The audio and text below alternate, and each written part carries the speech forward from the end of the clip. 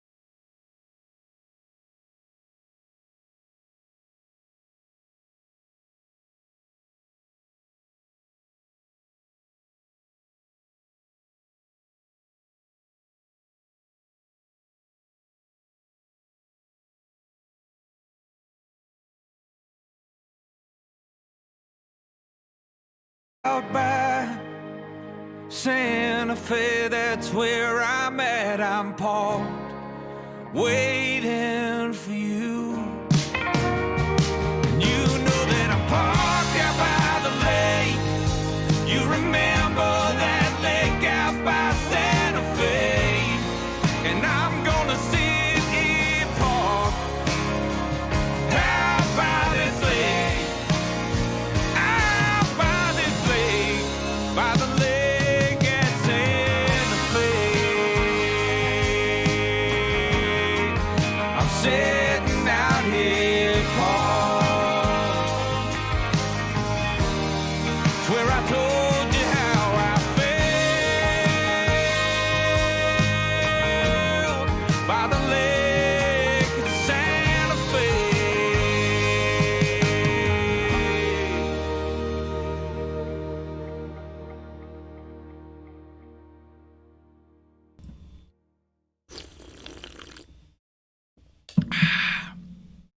You know what that tastes like? Pure gasoline, baby. Oh. Oh, let me get some more of that. Oh, it's like I'm pouring molten fire down my throat. Oh. Oh, it hurts so right. Oh, it hurts so good. It feels so right and good and feels so right and good. Hi, everybody. Welcome to stream. I hope that you enjoy it. I made it for you. Today, we're doing the truck game, as you know. So, I will say, just like get out of the stuff out of the way to begin with. Hi, my name is Chase. Nice to meet you. And I'll be taking donations for songs. If you would like to get a song in, there you go. You can do that, and it's great. And I won't stop you unless it's terrible. If it's terrible, there is a likelihood that I will turn off your song. But just, I mean, the bar for what is terrible is pretty high. So, like, unless you're, like, actively trying to make it bad, then likely you won't get it skipped. It's great. It's fine. You're fine. Don't worry. So today, oh my god. Oh, why am I so coffee? So today we're just gonna do some trucking and fucking, and you know, we're gonna open up the CB again. We might see some familiar faces. We might see some new faces. We might not see anybody. I don't know how the CB radio works or how it picks up on other people. But fucking, you know, excuse me, you know, we'll see. We'll see, and we'll see, and it'll be fine, and we'll see. So yeah. Are you ready? I'm ready. I am ready. So let me hang on. Fucking. Wait. You already saw it. I completely forgot that I already put the main screen on. Sorry, my brain is not. You see, and that's okay, because sometimes your brain can just be gone, and that's fine. Thank you for all the gift subs. Hang on, I will call them out in a second.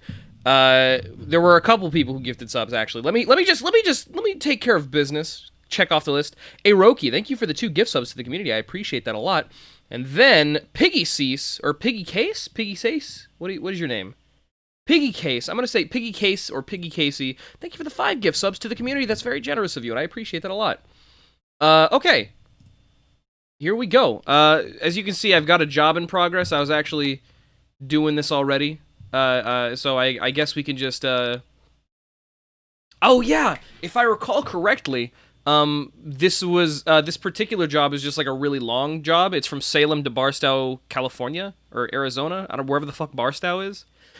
So I think, if I recall correctly, what I did last was, oh, hang on. Oh, no. Oh, no, my controller. Oh, no. Uh-oh. Hang on. Controller is not working. Give me 1 second. Gotta work that out real quick. So like in fiction, we have I'm waking up from sleep. Let me hang on. It's just not interpreting. Hello? Hello, excuse me? I'm trying to video game right now, and I would like to. Keyboard. How about keyboard only, and then I switch over to wireless controller? Nope, that doesn't work. Uh-oh. I found a pickle off the ground, and I'm gonna eat it. This is quite the pickle. I hope these jokes are sating you while I figure out these difficulties. Hi, Tanager. How you doing? Okay. Alright, look here. Show me the wizard. Keyboard controllers. Steering gamepad. Simple automatic. Oh, please. Oh, please, don't do this to me. Okay. Here, I'm gonna do an advanced maneuver here, where I'm going to reset the video game. Now don't do this at home if you're not a competent trucker like me. Because this could break your entire reality if you don't do this correctly.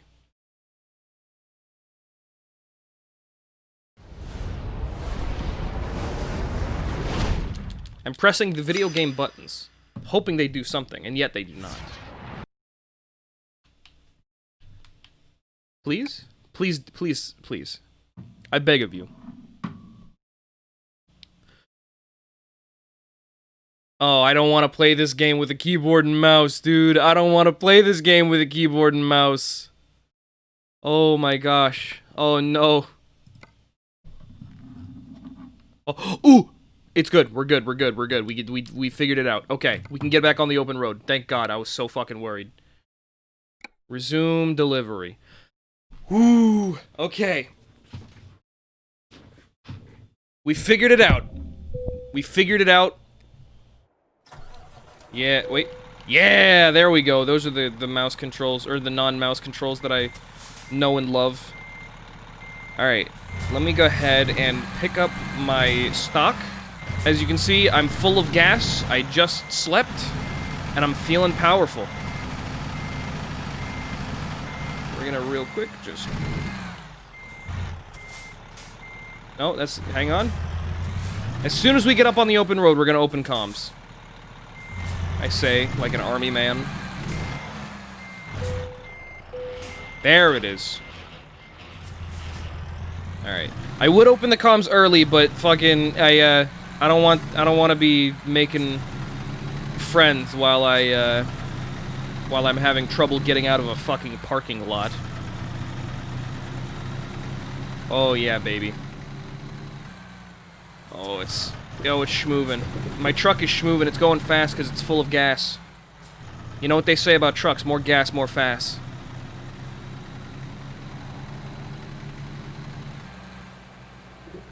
Don't die. They don't need the sign. The sign, they don't need that one. They got many of them. You ever go out on the open road? You see how many fucking signs there are out there? We don't need another one. We're fine. We have as many as we need currently. There we go. Oh shit, I just realized... No, my steering wheel! No! Oh no! Oh, Jesus Christ. Oh, fuck. Okay, hang on. How do I fix this? I forget how I fix this. I think it's in controls? Here we go. Keyboard wireless... No. Here we go. That's the problem. Here's the problem. Too many toasters. Oh, that's much better. Ooh, okay. I think I'm comfortable enough to open up comms now, so let me go ahead and put a whistle out. Here we go. Hey there, Eastbound. This is Ramblin' Clown going down to Balstow or Barstow or some fucking city in California. If you're trying to look for a conversation, you're looking for eyes out on the open road, hit me back. I'd be happy to be your friend. Over and out. There we go. Hooey! Breaker 9, this is Mama Bear, and already cotton choppers on the line, over. Mama Bear, hey there, this is your pal Ramblin' Clown. How you doing out there? Ramblin' Clown, it is an absolute delight to have you on the horn today, and I must say, I've passed some crotch rockets that are up feeding the cubs, and we have left the eatery tonight. Glory! Oh, golly. Mama Bear, sounds like you're excited to be out on the open road. Oh, you bet your sweet Bippy it is a beautiful sunny afternoon evening out here in Alberta. Sounds like it. May I ask what you're hauling this evening? Oh, you know it's lumber. Oh, you know it's always lumber up here. Except when it ain't. Except when it ain't, but when isn't it ain't, you know what I'm saying? Mama Bear, I gotta say right now, I've only known you for a couple seconds. I already trust you with my life. Oh, you better. We all stay calm and act up. We ain't gonna make it through tonight without a scratch on us. I'm Josh, and of course, there's no danger here, I assume. No, well, except for the dangers of the road, which are ever present, but you know, you get that with the job. And my word, do you ever. Yep. How long you been out on the road, Mama Bear? You mean tonight, or you mean in general? How about both? Well, today I've been hauling for about, I reckon I've been going for 3 hours before I took my stop just about there at the local eatery, and well, I'm looking at another 4 or 5 to go. We are hauling off to BC today. Oh, that is quite the haul. Goodness gracious alive. Well, make sure you're staying alive and awake out there, huh? Oh, I do my best. I got my cup of joe. I am juiced up and raring to go, as they say. That's what they say nowadays, ain't it? Yep. I'm sure that is. I wouldn't know for sure. I've been off the young scene for a couple years now, mostly. You know, with the truck driver job, you kind of have to disconnect a little bit from the mainstream, unfortunately. I suppose you do. You know what I mean. You know what I'm talking about. How about For better or for worse. How long you been out on the road in terms of years? Now, general-wise, I've been up and down these long, winding roads for, reckon it's been about 30 years by this point. Oh, wow. Quite the illustrious career behind you. Well, that's one way of putting it, that's for sure, and I do appreciate the vote of confidence. Yep. I myself have only been out for a couple of years now, about 5 myself. Still a bit green around the gills, but you know, every single day I'm learning more and more about the open road. I gotta say, so far, absolutely loving it. Wouldn't change it for the world. It's like a wise fella once told me, you learn something new every day, and you get through the day just fine, you do. Exactly. Now, tell me, Mama Bear, what have you learned today? If I might be so bold as to ask, what have you learned today? Now, I learned a fascinating new thing about, fruit. You heard of them Wild Sons of Guns pomegranates, I think? Pomegranates, something like that. Pomegranates? You mean the fruit? Yeah! Yeah. What did you learn about them? Now, you reckon the best way to eat a fruit is you just peel the skin right off and you plop them puppies right in your mouth. But, you know, that just don't do with pomegranates. You got all them weird little beads inside. You try and split it open, they'll go all over you. You try and pick them out one by one. Well, I reckon you're there for hours and hours. And what do? You get a sad, sour bowl of juice all over your fingers and shirt. Now, I learned something real special from old Debbie. Oh, you would love Debbie. She is a peach. But today we's talking about pomegranates, not peaches. You pop that sucker in a bowl of water and you get scraping with your spoon. Oh, they just fly right off like they're eager to join the pool. Oh man, that sounds mighty efficient. Now, is pomegranates your favorite fruit? Oh no, I wouldn't go that far, dearie. I am a fan, but I must say it's a little too, what's a nice way to put this? They're a little too tart for the old lips nowadays. Just a bit too always been acidic. big on, well, yeah, you know how it gets when you get older, though I reckon you don't. You're a young'un, ain't you? I certainly like to believe that I am, but God knows, in the eyes of some of my nieces and nephews, I'm as ancient as time itself. Well, lordy, as long as you believe in yourself, that's how you get through the day. Anyways, used to be nanners before I had to give them up, now it's cherries. Oh, cherries, you said? Cherries? Cherries! Alright, my bad. I thought you were talking some bastardization between cherries and carrots. Lord, if I ever met a carrot like that, I would bite right down and never look back, if you catch my meaning. You know what? I can't quite say I disagree with you. That sounds quite pleasing to the mouth. A veritable feast for the teeth and tongue, as it were. I suppose that's what a regular feast, though, isn't it? Yep, a feast of cherries. I'm now entering Bakersfield. I don't think I've ever been through these parts. Oh, how exciting. They got any bakers in there? Little joke for you. Oh, Mama Bear, you are a card. But you say that, but I believe I just passed a bakery. So you know what? I think there might be some sort of patisserie engineer within the district itself. So you're not too far off. Dear, oh dear, I sure do hope they have some of them little old butter croissants. I am a big fan of those. My wife, oh, you'd love her, Lori Ann. She is a baker herself, and she makes some of the best little croissants I have ever had. She always makes fun of me for getting that little accent wrong, but I do my best. And doing our best is how we get through the day, you know, isn't it? Well, you know what? Doing your best, that's all that can be asked of you. If you're giving 100%, ain't nothing you can give left. You can certainly give right, though, but I would not suggest it. All right, Mama Bear, you calm down, you absolute card. Oh, my goodness. Now, if I might, I got a question for you, if I might be so bold. Where'd you meet your wife? You say her name was Luann? Oh, her name was Lori Ann, I tell you what. No, I'm sorry about that. That's alright, it's alright. I'm bad at getting names, I tell you what. Now, my good old Louisiana, I met her down in Texas, and that's where I was born and raised. And you know what I always say? You can take the Mama Bear out of Texas, but you can't take the Texas out of Mama Bear. Oh, classic saying. Anyways, I was entranced by the woman. I was never more in love with her than I was the day I met her.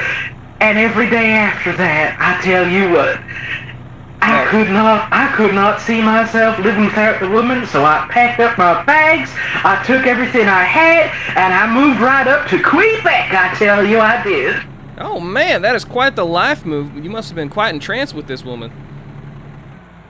Now, there was a period of an adjustment, I tell you what, there always is when you're out moving, and I tell you in a job like trucking, there's an awful lot of moving. After a fashion, there's an awful lot of sitting as well. Funny how that works, but I am rambling. Hey, I'm rambling myself, rambling actually right through this wonderful desert valley. A beautiful day for trucking, clear skies, not a cloud out there. Let me tell you something, I couldn't be happier with the forecast, nor could I be happier with my companion of conversation. Now, my word, it sounds beautiful out there. Yep, nothing less. Oh my gracious. You know, it's days like this that really make me grateful for this wonderful job. Also, you know what I had just realized? Your wife Lori Ann, that makes sense that you'd be dating someone named Lori since you're a trucker. You know, that's what they call them out in Europe. Well, isn't that funny? Quite the coincidence. Oh, how lovely. Now, what I do forgive me. I'm sorry. As just somebody pulled up to the right of me, I thought for a second there I was about to be struck by a tourist bus. My goodness. Well, you are forgiven for that, my word. Some people just ain't know how to respect the rules of the road, I tell you, I do. Is it better up in Canada than it is down here in the States, or is it just the same? Oh, heavens no. Although I suppose it does depend where you go.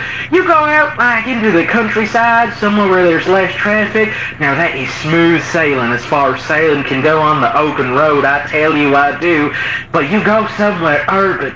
You go to the city. You go to a town. My word, and I thought folks down in Texas didn't know how to drive. You ever been to Montreal? I can't say that I have. A bit afraid of the French accent, or rather the French language necessary to be up there.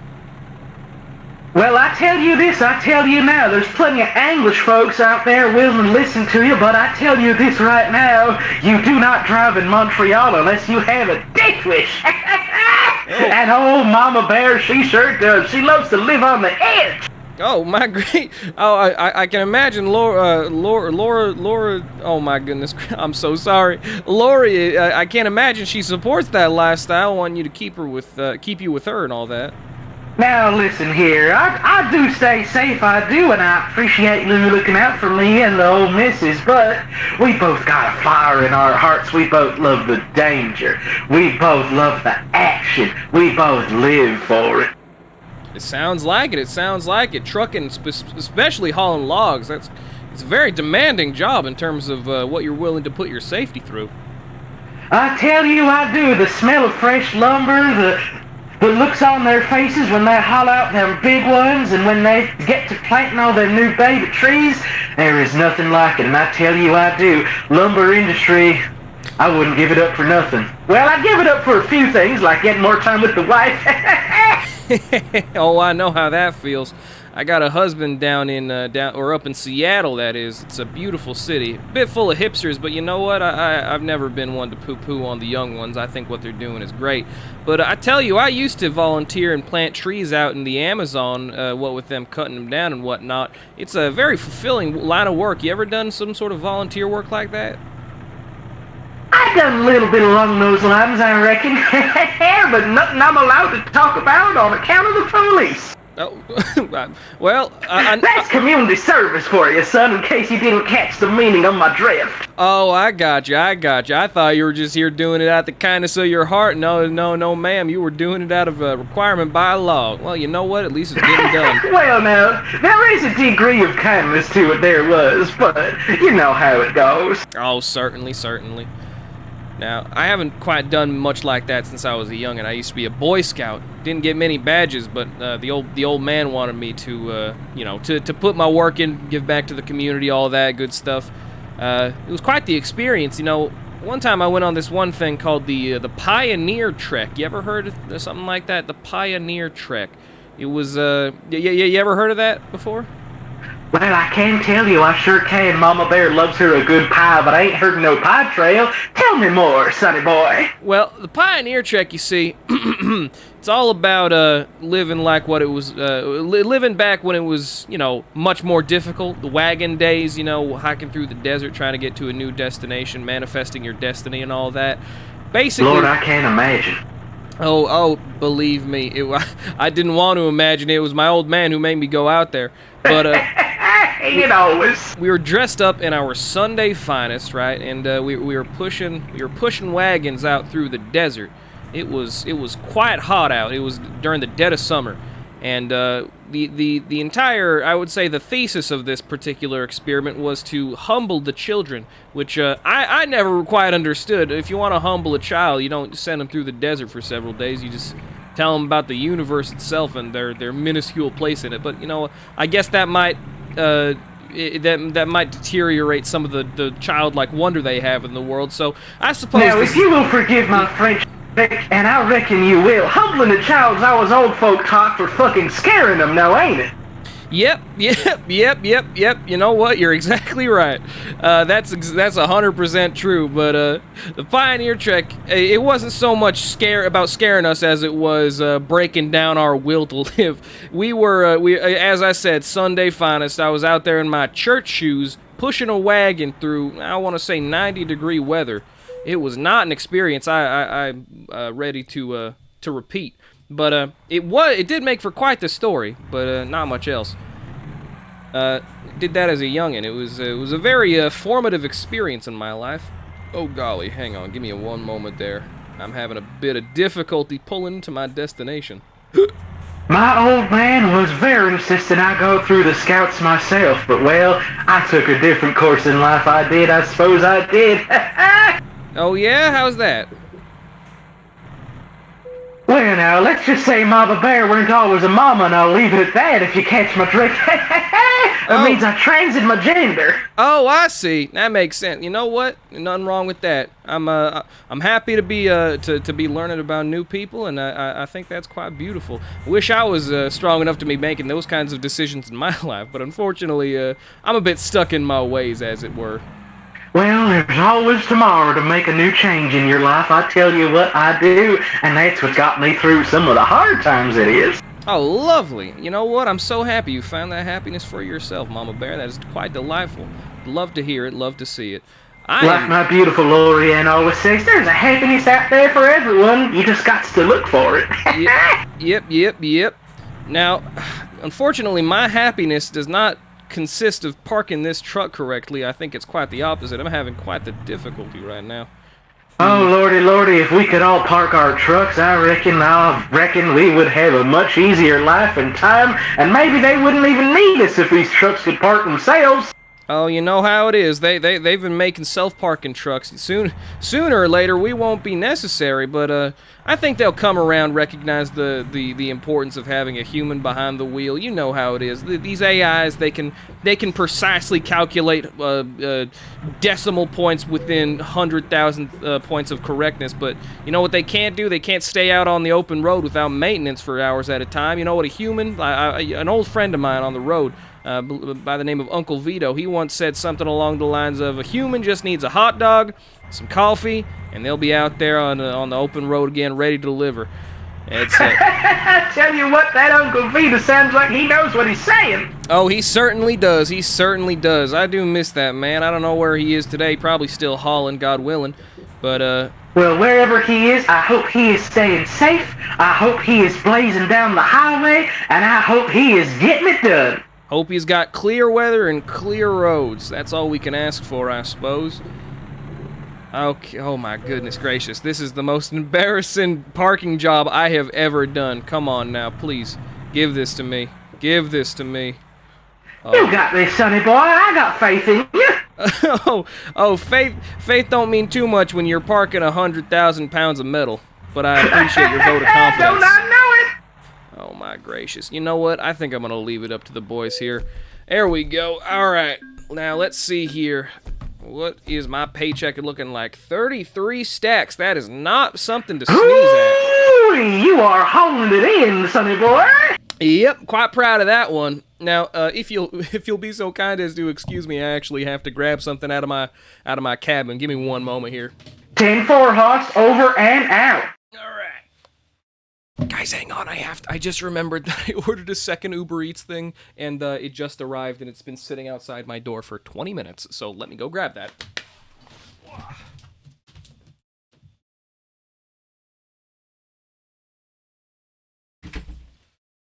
Okay. Hang on. 1 second. I'm gonna put this in not the refrigerator. What's the opposite of the refrigerator? The microwave. That's the one. Also, I just realized I never unpaused the queue. Whoopsie doopsie. Let me do something about that. I hope Mama Bear is not getting too lonely out there. I just need to... There we go. Bravo! Thank you for subscribing. Let me go through these real quick up until we get to the first donation. Then I'll excuse me, pop back out. YSU Geary, thank you also for subscribing. Oof. Harriet, thank you also for subscribing. Oh wait, I think these are the gift subs from oh gosh, who was it? Who gave it to us? No, Holly is in chat. That was not Holly. That was Mama Bear. Joshua Galva, thanks for subscribing. Oh gosh. Oh no. Technicolor Dusty, thanks also for subscribing. I'm just gonna thank these people as if they subscribed, because you know what, maybe they'll smile. And I already believe that I thanked the person who gifted the sub. Mighty Max T, thank you very much. Big appreciations from Chase. I'm gonna take another sip real quick. Sleep Bees, thank you for subscribe. Big appreciationados from your boy. Tonks H, also thanks for subscribing from me to you. Yeah, also, Holly is not Canadian, nor has she been... She's not even 30 years old. How could she have been trucking for 30 years if she's not even 30 years old? Minty Binty NB, thank you for the $3 as well. Okay, now we're ready to get back up on the rope and road. I just gotta upgrade my trucking abilities real quick. How about fuel economy? Yeah, that sounds good. Only one that I have ever known. It's fucked up that eventually in this game you'll be able to own your own trunking company? Yeah, your own trunking company. But I'm certainly not there yet. Oh, this one looks good. Yeah. Ooh, this looks really good, actually. Ooh, this one looks even better, though. Let's go with this one, because the value, it's a little bit less. It's actually $10 less per mile. Oh, no. Chase? Yes? I said trunking. Well, there's nothing wrong with trunking. Should I go with this one or This one. The 1 for this one, 2 for this one. We stand a man who owns a trunking company.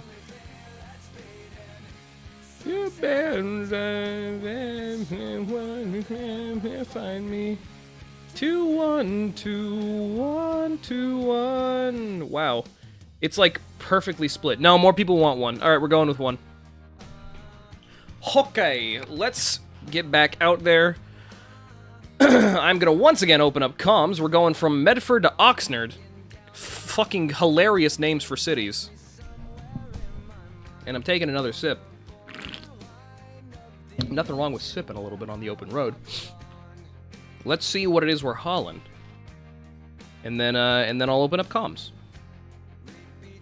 The lines, what's fine up and everything's alright. Oh, I'm hauling some more, Oh, Jesus.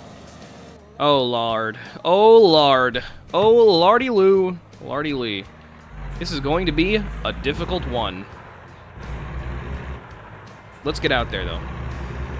I don't know. I'm torn if I should open up comms now or after I get off this fucking incredibly difficult to traverse dirt road. Oh my gosh, I've gotten stuck on a single stake of wood coming out of the ground. Alright, well, I feel like we're gonna be here for a while, so I might as well just open up comms.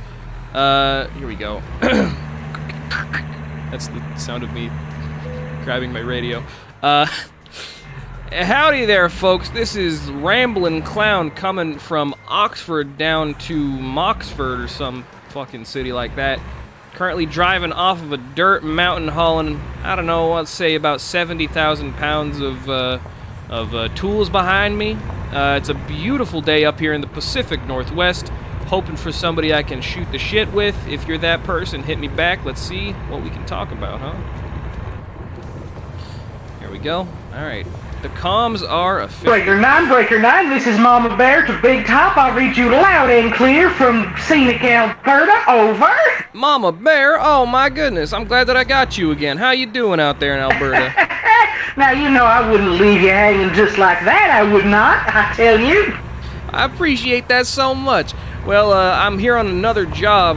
You know, the ain't no rest for the wicked. Oh. Hello. This is Big Uncle Vito looking for somebody to talk to. Hello. Big Uncle Vito, is that you? This is Ramblin' Clown. Breaker 9, Big Uncle Vito, this is Mama Bear, over. Mother of mercy, look who it is. Rambling Clown back in it. Rambling Clown. Hey, yeah, I'm talking to a new friend of mine. This is Mama Bear. She's up in Alberta hauling logs. Well, howdy. It is a pleasure. You've been chewing this kid's ear off, or what? Oh, I reckon I've been feasting all afternoon. I have. Yeah. This kid's a talker. Don't let him talk too much. He'll be. That's why they call him that, Rambling Clown. Yeah. Ain't he ever? Yep. No, it has been nothing but a delight talking to Mama Bear. We have just, I actually just started for the day. Been hauling a bit of machinery for some, I believe, some farm equipment. We're doing well out here for myself. Uncle Vito, how are things looking out where you are? Oh, heck. Don't ask. That's all I'll say. I'm stuck in Arizona. I'm about to drive all the way up to Idaho. Oh, Stopped at a truck stop, trying my luck with a hot dog once again, doing the gamble. You and them Lordy, hot Lordy, dogs. you know how it is with hot dogs, do you not? Mother, last time I got lucky when I was talking to Rambling Clown, and I got lucky the first time, and then I got on a 2 hot dog streak, lucky, bright skies, and then the storm came. I got myself a 3rd hot dog, and oh my goodness. Let me tell you what, I felt like I was in the bathroom for a whole week. That is the definition of pushing your luck there, Vito. What are you doing, man? Well, I'm a gambling man. We're going for number 4. Now listen, on the one hand, you got to take care of yourself, you do, but on the other hand, we've all been there, haven't we, with hot dogs? If they had a patch to take, I'd put that shit on right away. Something, Mama Bear, I'm sorry for my language. Are we, is we doing pirate radio here? Am I good to swear? I'm sorry. Oh, for you're- my language. Oh, I've been swearing up a storm. I have. Oh, don't you worry. She Alright, talks like a pirate. alright. Don't you worry. All right. Okay, just wanted to make sure. Didn't want to step on no toes. Oh, I appreciate that. Thank you very much. No, this is a private channel. Don't you worry. Currently, I am pulling out on the open road. I hate it. I hate it when you're trucking, right? And they don't even have the courtesy of taking the machinery down to the bottom of the gigantic dirt mound. Can you believe it? I had to drive all the way up there with my Laurel. Goodness gracious alive. It is a rickety drive up there. My word, they do not make these things to handle dirt. They do not, I tell you. No, absolutely not.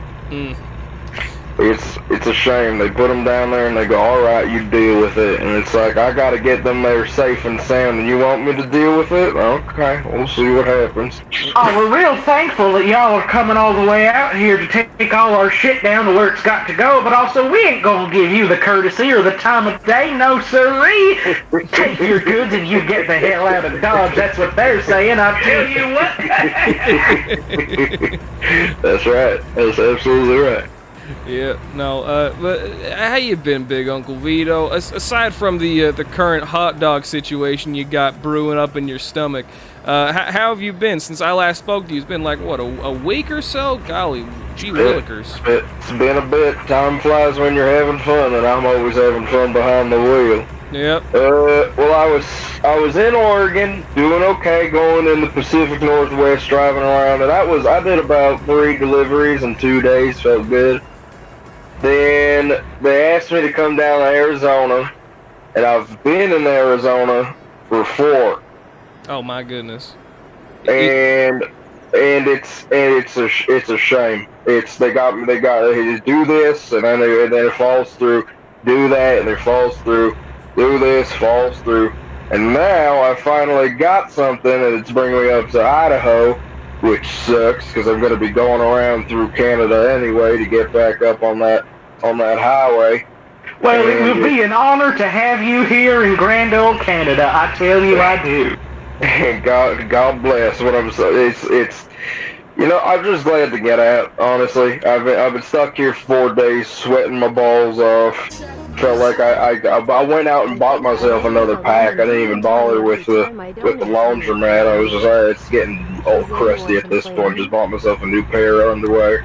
And sorry for the too much information. What they said, TMI, too much information. Don't you worry, none. Don't you worry. Now, we're all truckers here under the bright blue sky. I'm sure we've all got similar stories. That's right. So now I'm gonna be making my way up to Idaho.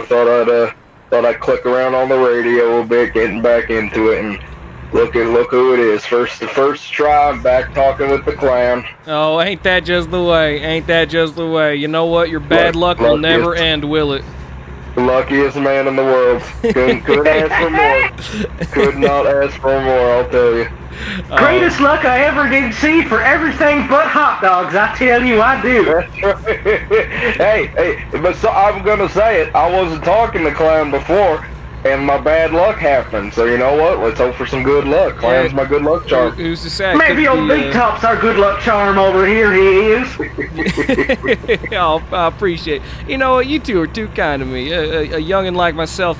It is an honor and a pleasure to have such a traveled veterans on the radio to have as talking buddies. I genuinely appreciate it. Now it's like I always say, like I always do. We got to be good to the younger folks, because someday they's gonna be the older folks, and we's gonna be even older folks are dead.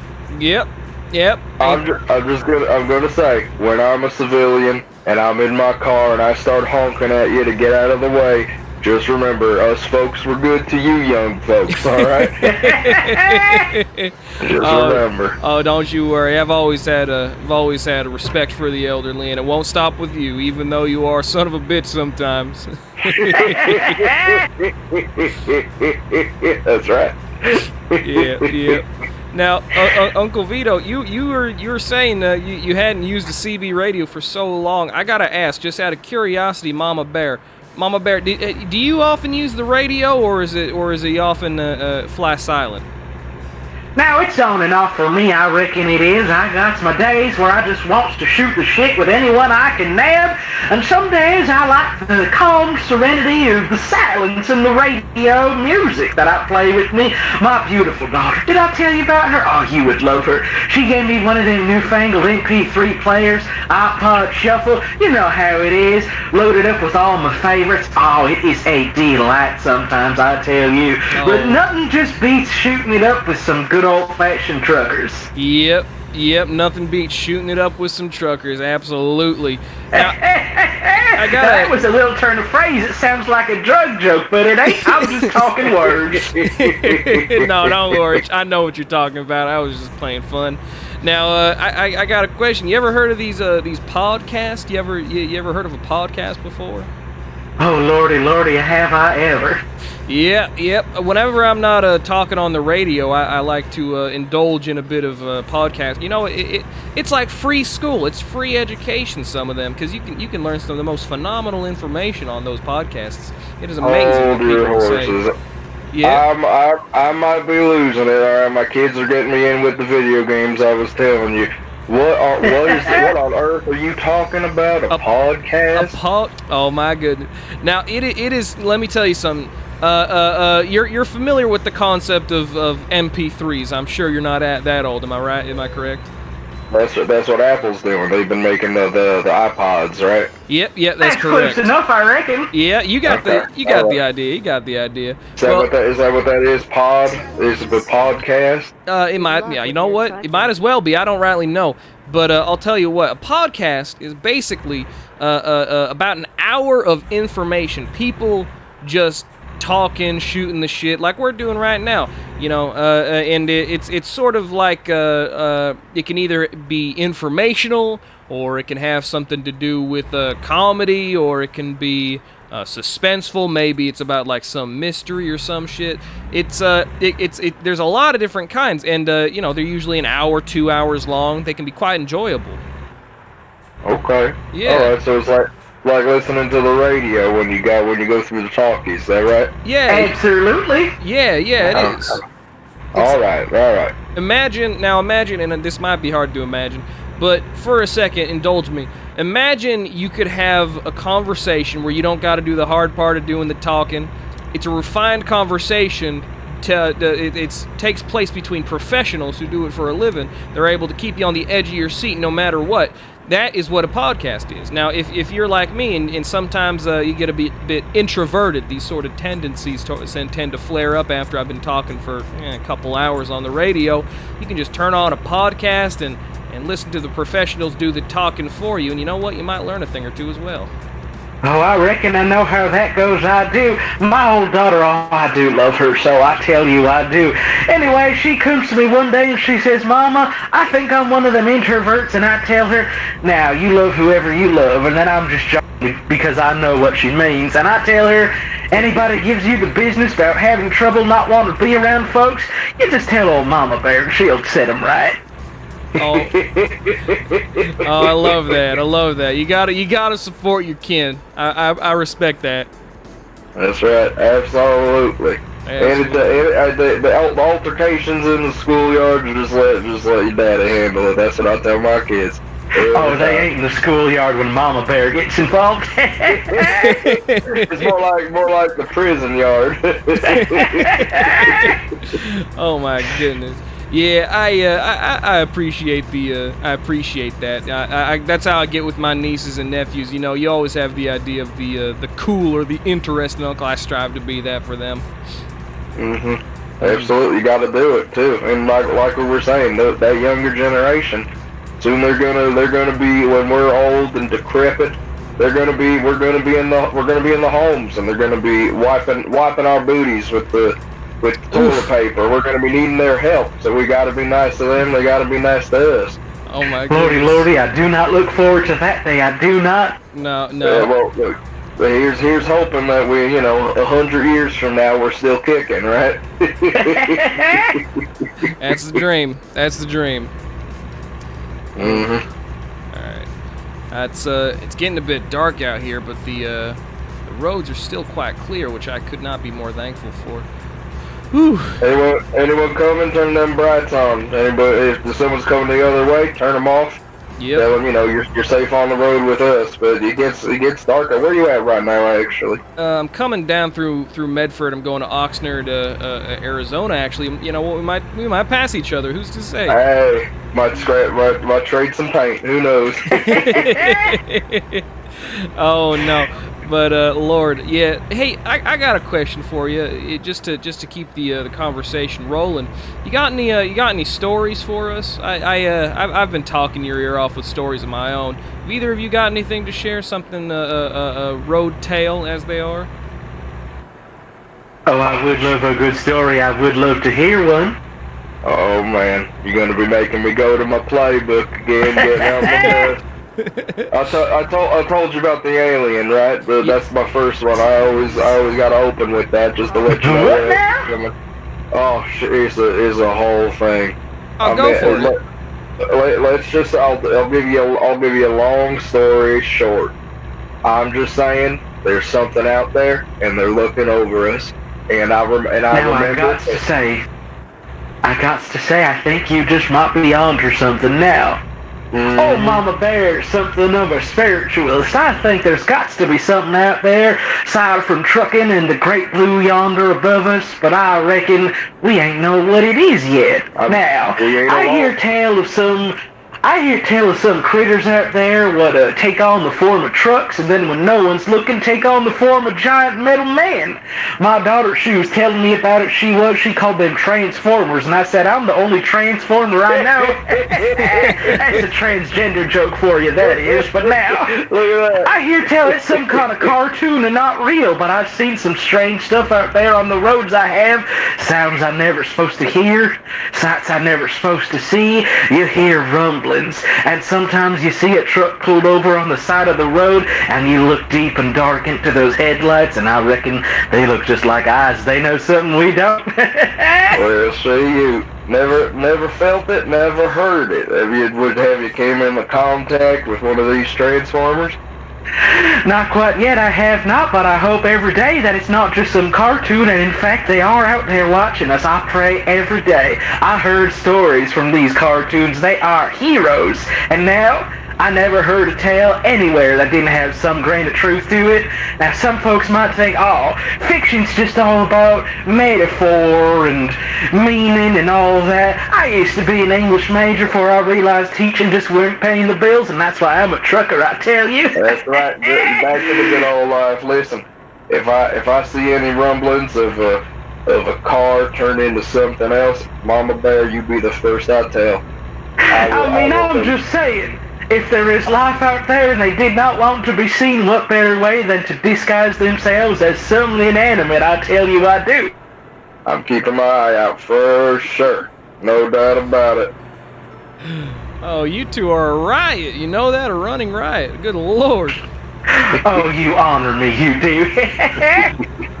Now, I've got a bit of an extraterrestrial story myself. You ever truck out in the deserts of the Mojave Desert in Nevada? Cannot say I have. They're out there for sure. Yep. It gets hot and it gets cold at night. But what it gets more than anything else is quite spooky, if I do say so myself. I was one night trucking. It'd been couldn't have been more than 14 hours up on the open road. I'm looking for somewhere to pull over, like it's Hotel California, and I haven't seen another car for what feels like hours. Right, and so I pull over on the side of the road, make sure to get out of the way, so no wayward souls tend to clip my truck. And I see a bright light flying overhead, and I thought, well, that must be some sort of aeroplane. It's none of my business. No, that's an UFO. Every time, no matter what, that's an UFO. Ain't no aeroplanes flying that fast and that low at that hour of the day, I reckon. Now that's the thing. That's the thing, is that it was quite the opposite. It was so low and quite slow, actually. In fact, it felt like it was hovering in place for what felt like 5 minutes at a time before it would twitch a little and go somewhere else in the sky. And it was unnatural the way it did. It didn't go in a straight line like the airplanes you see commonly during the daytime. It was going this way and that, swaying like a ballerina on the stage. It was beautiful in a way, felt hypnotic. And I swear to God, it might have been miles up in the air, but I felt like it was looking down on me eventually. It felt like an hour after being entranced by such a thing. It flew down a couple miles away from me and then landed, went completely dark. And you know what? I didn't pay it any mind after that. I just decided, well, you know, I'm not getting paid to investigate no flying saucers, so I'm going to leave that to the professionals. That's under my pay grade. No, sir. Nope. Let me tell you something, Clown. When I told you my story, I thought that I was the only one out there. Nope. But now that I heard yours, I think we're on to something. I think, and stop me if it's crazy. Stop me if I'm making no sense. I think that there's UFOs out there, and there's extraterrestrials that want to make sure that we're safe. And those aliens up there, they're the real space truckers. They're bringing things from different planets over to us, making sure we're staying safe because they know how hard it can get. And there's somebody, somewhere, they're looking over us truckers, making sure we're safe. Oh, that is beautiful. That's what I've been saying. Lord above, I tell you I do. There's something real comforting knowing there's truckers just like us way up out there making sure we're all safe. That's right. Yep. Absolutely. No, let me tell you something. I've never thought of it like that before, but that is just a wonderful sentiment to share. You know what? I'm gonna hold that sentiment as well, and I'm gonna pass it on. Now, I don't want to start no kind of cult or nothing, but perhaps that's a sentiment I think will bring joy to anybody over the CB. We got ETs out there. That's what I've been saying. Yep. For sure. Yep. Playing of the ET. The T for that stands for trucker now, don't it? That's right. Extra truck-terrestrial. That's right. Vito, you are onto something. I tell you, you are. That's right. Yeah. Just keep an eye out. All right. You might if you look close enough, you might see something that maybe. Oh, I will be keeping an eye out tonight. Yeah, look, just if you're looking up in the sky, look for something that's moving. You know, they say it's airplanes, but who knows what it could be, especially when it's dark. It's that Area 51 stuff. I think that might be the main thing. That's the key point of what I hate to go back to my story. I hate talking about my. Well, no, I lie. I love to talk about myself. What are you talking about? Don't like talking about. Oh no, I josh. But yeah, no. I thought you clown. Oh, you got me there. No, but the main, I guess, the antithesis of my story is the fact that I think they're keeping something from us, and who's to say, you know, if these extraterrestrials are real and they are looking over us, why is the government keeping these secrets? I feel like they gotta be either one of them's evil or they're just both misunderstanding each other. There is something going on to the point where I just feel like I have to investigate. Now, I certainly don't have the materials or the resources to do so, but good Lord, I would love to look into it someday.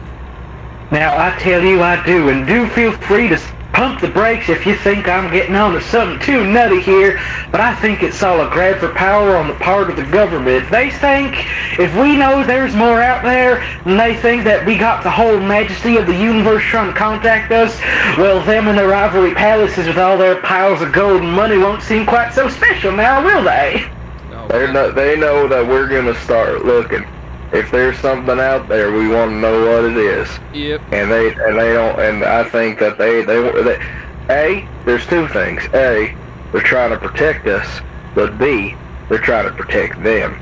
That's how they get you. They do. What evils humanity can wrought upon the galaxy? Who knows what damage we can do to peaceful creatures? I mean, we did it once. We'll do it again. Moreover, who's the real evil alien? Am I right? Is it humans? We come onto this planet. You make a good point. You do. We come to this planet. We walk on the Earth, and what are we doing? We're putting factories up, and we're the real planet destroyers. And maybe the aliens were coming down to say, "Hey, quit it. You're not the only ones you're hurting." But who knows? And maybe the aliens are the good guys, and maybe they're trying to keep them keep our eyes away from them so we don't know the truth. And you know, maybe that's how it is. Maybe that's how, I don't know. Not too far-fetched, I don't think. Not too far-fetched And I at reckon all. you may be onto something, I do. Yep. Yep. They're always trying to hide something, you know. They're always trying to divert our eyes. That's what the problem is the oligopoly with the mass media. You know, we can't see what the truth is, because what the truth is victory is written by the victors, and unfortunately, it seems like they've already won with what with their accrued resources and whatnot. It's a damn shame. I'd like to know the truth one day, and you know, I can't quite watch the news anymore because I can't help but feel like it's skewed in a singular direction. What was that word you used? Monopoly? Agopoly? It's a similar concept to a monopoly. A monopoly is when a single entity holds all the trades, but an oligopoly is when several different companies own a single trade. So, for example, Fox News, MSNBC, CBS, all of them are owned by a handful of companies. And what Right, they that do, tracks. yes, they come to an understanding. They're able to, let's say, skew things in a certain direction to suit their own universal needs. And if that means screwing over the general populace, then, you know, who are we to stop them? You know, they've got the money, they've got the power, they've got the news. Certainly, they could do whatever they want if it meant making a couple extra 100 million off of us. Now, it is a sad and sorry sight, I reckon it is. Yep. I feel like I've been looking for that word my whole life. What's it called? Agopoly? Yeah, it's like an oligarchy. It's an oligopoly. There you go. Oligopoly. It's an art of godly.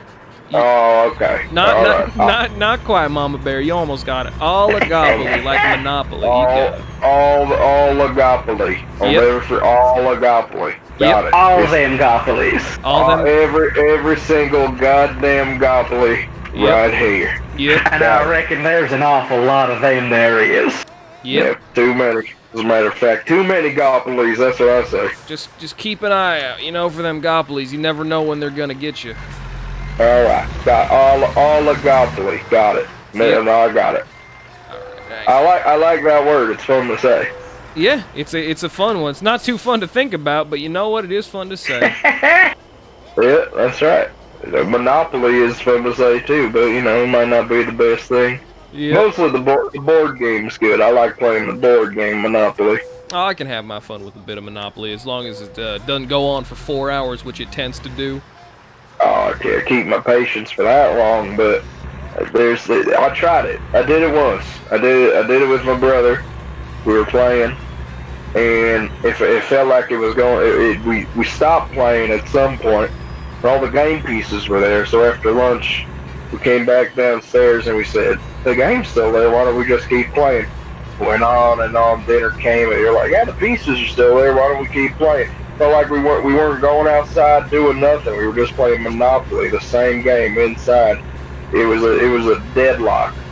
And then finally I got mad and I flipped the table, and that's when we stopped right there. That's No how more. they get you, that is, I reckon. No more. Yep.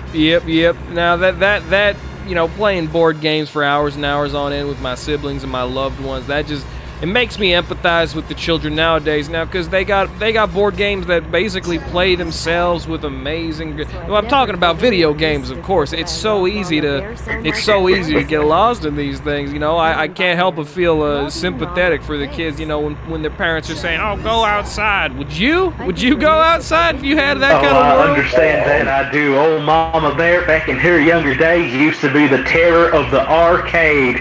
The old Queen of Quarters, they called me. I used to be the absolute champion of Street Fighter 2, I did. And then I'd sit down with my old daughter to play some Super Smash Brothers, and I'd get my hindquarters whooped. It's amazing what the children can do nowadays. Super Smash Brothers, eh? I remember I was talking about it with Clown the other time. I said, Oh, what a coinkydink. Pong and Pac-Man were the two I grew up with. Those are the ones I remember. In Street Fighter 2, is that one of the games with the two guys on the either side of the screen? Because I remember seeing those. Oh, you bet your sweet dippy it was. They got all kinds of characters in that one. They got Ryu, they got Ken, they got, oh, I don't even know what their names was, but there were so many of them. There was this one feller, big old feller. I think he was a Rusky. He loved grabbing, he loved throwing, and he loved drinking, I reckon. Oh, they got one of them guys named Chum Lee, I think. I think that's one of them. That's a fine name for a fighter if I ever did hear one myself. Yep. Chumleys and Ruskies. This is a game I like to play. Sounds like a couple of characters.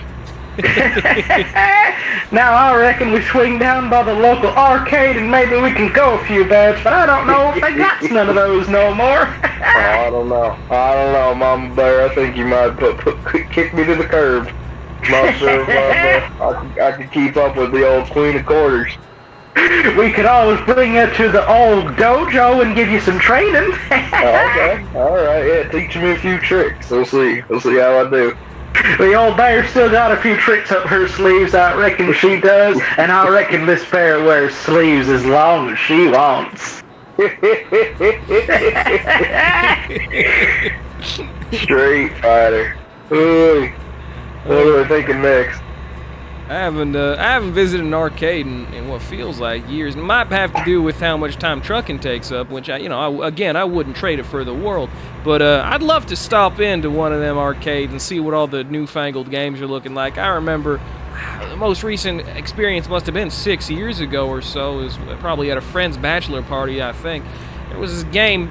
It was a fright to play. It was a game about them zombies, and you were in a dead house, and it felt like you had to kill these freaks in nature. It was quite scary. Who comes up with that kind of nasty garbage? I mean, it was an experience, to be certain. I'm sure it's for someone out there. Ain't for me though. My heart can't take that no more. My word, it boggles the mind. Boggles the mind. It's like a movie. They got arcades still, but they're big, huge ones. Not like the rinky-dink ones you would go down to, pop a few quarters, get a malt, then leave. They got these big ones. When I was staying in California, me and my son, we went over to it was a bowling alley, huge bowling alley. They served drinks and everything. And then to the right of the bowling alley, it was bigger than the bowling alley. It was a huge arcade. There was lights, and there was the claw game, like on the boardwalk. They got the claw games there. Yep. My word, the fiendish claw. Got a bunch of the driving games. I did that in real life. Don't need to do it in no game. And they had these people dancing on a big metal pad. I walked over. I said, "What are these kids doing?" My son looks up to me and he goes, "This is a game that's called Dance Resolution." And I said, "What? What are they dancing for?" And he goes, "Look at the screen." Well, they're dancing to resolve something, I reckon. That's right. When the arrows go up, the arrows are going up, and they're stepping on the plate where the arrows are. And when I say they were moving, they were moving. It's like they were stepping in cockroaches. They were trying to get all those points. And I couldn't believe it was the fastest thing. I said, "You get me up there, I'm going to be cutting the rug. Big Uncle Vito knows a few moves." That's what I told my son. I would love to see that in action. I would. Yeah. I know. I said, "Your father knows how to tango. And you put me on one of those things, I'll show these kids a thing or two." Yep. That's what I said. I know the. I get up on the machine and I hurt my ankle 2 seconds in. I said, no! Oh Lord, have mercy, please do. I said, all right, bring me over to the bowling. That's more my speed. that is a humbling experience if I've ever heard one. The dances nowadays, they're so advanced. Seems like they come out with a new kind every single week. It's last I heard was the whippin' nay, that one, and then there was the one with the elbows. Oh gosh, it was the Harlem Shake, if I recall. Now, it seems like every single week they're coming out with some new dance. It is quite the sight. And you know what? We talked about this last time, Uncle Vito, with them Fortnite dances. If they're doing exercise, they're filming it. They're calling it a challenge, and they're challenging their friends to get out there and exercise. I love to see that. All these kids, I swear to God, there's always the thing with the obesity in America. I bet that's coming to an end because all these kids, they're more active than they were in my day. I guarantee that. That's right. Absolutely. Well, I reckon it is a sight to see. I reckon I do. Yep. They had the kids on the Dance Dance resolution machines. They were sweating up a storm. They had towels. They had water bottles. I said, that's a good way to stay in shape. Just playing video games. I mean, who'd have thunk it, right? Yeah. Yep. and I was saying, my kids were doing the Fortnite, and they were building and doing the dances in the games. They were doing them in real life. They taught me a thing or two. I knew what I was doing. And they showed me, and I was like, all right, you kids, if the game is teaching them to dance and they're sweating and they're staying fit, who am I to say stop playing? That's what I say. Yep. Goodness. My parents, they were kind to us as children. The first ever console I ever had, the video game console, and the only one I believe I remember was the Sega Dreamcast. You ever heard of the Sega Dreamcast? I know it sounds quite fantastical. It sounds like some magical sword, but it was a little box, and it was gray, and you could put these little discs into it, and you would get a video game up on your television screen. You ever heard of something like that? Oh, Lord have mercy, my beautiful daughter. She talked my ear off about the Dreamcast back in the day, she did. Now, her old woman, I'm afraid, can't just quite keep her memory the way it used to be. And I ain't too hard to them video games nowadays, but I reckon it sure is. It is wonderful seeing the innovation in the entertainment industry like this. Back in my day, we got games, they were the size of a whole person in the arcade cabinet. Then we got something like this. You got a little screen in the controller, then you got something like the Nintendo Switch nowadays. That's a whole ass game. You can take it with you if you wanna. That's right. I remember Sega, and they did that's what Sonic the Hedgehog was from. Yep. Right, all right. That's the Sonic Hog. I know him. That's him. And we were with the Macy's Day Parade, and then they made a few of those, and they still did the carts back then. They did the tapes, the ones that you blew in and then you put them in. Because I remember the smell of them tapes. I do. I remember my friend had an Atari, and oh my God, he was addicted. And then that takes me back. And then they did there was a Sega, and there was a Nintendo, and then what's the Dreamcast? Which one's that? Which one did they do with that? That was I believe that was also a Sega console, because I remember playing Sonic the Hedgehog on it. It was a 3-dimensional one as well. They were still doing Sonic. They were still doing Sonic even then. I think they're telling me they're making the Sonic Hog in 3 dimensions. If I recall correctly, they are, and they must be, because I'm seeing all the time whenever I'm on Twitter. Yeah, you got Twitter, I got a Twitter. And no Twitter. No. My daughter does, but it's not for me, I reckon. That's reasonable. That's reasonable. It's a bit of a young thing, I understand. But I got my Twitter, and on my Twitter I'll see these little animal people, and they just look like Sonic the Hedgehog, and I'm thinking, well, they must still be doing Sonic the Hedgehog, because I'm seeing all these characters. They're multicolored. They got big long tails and big sloppy mouths with lots of spit in them and huge feet, and I'm just thinking, that looks like a cartoon character to me. I'm sure it's still going on somewhere. They're still making it. Hell? I don't remember no feet in my Sonic Hog. No. There's spitting in them? Well, no. It's just they open their mouth real wide and there's big little long strands of spit in it. You know what I'm talking about? I just imagine it's the graphical fidelity going up. Clown, you bring up the craziest things, I tell you. I have no idea what you're talking about. Yeah, maybe that's just me. I heard my daughter, bless her heart, talking about the sorry state of video game development nowadays. If I had known they'd been spending all their money and hard-earned resources on making Sonic the Hedgehog spit instead of making fun levels to run through, my word, I understand where she's coming from now, I do. Yeah, well, no, with my nieces and nephews, you see these games there. It's all about how they look. It's not about how they play no more. And it's a damn shame because, back in my day, we had these horrible abominations of Christ, and they would look terrible. You wouldn't be able to tell them apart from a little clay model that a second grader would make. But the gameplay itself, the walking around and talking to people and picking up, swords and stuff like that, it felt so right. And then I picked up a game the other day. It was like a movie. I think it was about Detroit and all these robots taking over Detroit or something. And they got robots in Detroit now? My lord, it has been a while. Oh no, don't you worry. I think it was just in a video game about robots in Detroit. Oh. Yeah, don't you worry. You done got me plumb scared for a moment, you did. No, but it was hardly a video game. It was basically like a DVD extras, where it would be like a movie that you just get to pick where the movie goes, and that's all there is to it. It was an experience to be certain, but I've been to Detroit, and I know for a fact it ain't like that. It ain't so scary. Certainly no robots near there. But it was made me think. Maybe they're focusing on the wrong thing with these video games. But that could just be talking out my ear. Perhaps it's a new style entertainment for a new generation, and we just grown past it. Or maybe they just think they can shovel out whatever kind of garbage they can because everyone's buying.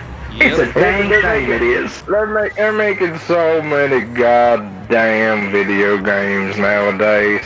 And my kids ask for them all the time. I say, "What's the name?" I try to go to the store and I try to look at the back of the box, and there's just the wildest, craziest little games out there. I don't even know what. Some of them they don't even got the boxes. Some of them you just get them on the system itself when you plug the cable back in like you did with the phones. You plug the cable back into them. Yep. Some of those games you can't even get a box for. I said, what's the point? You're not getting something. If you can't get something in your hand, why would you buy it? Yep. But you can't even see it. Yep. What if the thing breaks and you don't got it no more? I feel Now, that. how in the heck do you enjoy your game without your little box for it? That's what. And back then they don't do it no more. There was the booklet. And you could take out the little booklet and you could read a thing or two about the game. They don't even do that no more with Now, the new. pump the brakes, Uncle Vito, for a sec. You're telling me they don't do them little booklets no more? Nope. And whenever my kids want a game, I'd ask them. I said afterwards when I look at the box and we're driving home. Right when we get home, I say, "You take the game. I'm gonna read the book." We did that for a long time. It is a crying shame. They don't make the books no more. They don't make the little books you can read through. I know exactly what you're talking about, and let me tell you something. They do, but they don't put the pictures in it. No, for the digital ones, you can download directly onto your system. I know this because my little cousin showed me this. He's about 18 years old. He took me. I was actually having this exact conversation with him. What you got to do, and this is crazy. It's crazy talk that they do it now like this nowadays. But what you do is you turn on the digital video game, right? And you have to go into the options menu. You got to go into the options menu, and they have a digital version of the book. The problem is, and this is a real damn shame, is they ain't got those pictures no more of the enemies in the video game. Ain't got no funny names. I remember Doug the dinosaur, or whatever the hell his name was from Mario Brothers. And, they'd have pictures and a little snippet of information like, oh, Doug the dinosaur loves to walk around and eat mangoes off trees. And that's lovely. That's creative. Nowadays, they just got, Dennis from Russia, and he wants to kill you, and that's it. That's all his character, and that's a damn shame. Fucking Dennis. Fucking Dennis.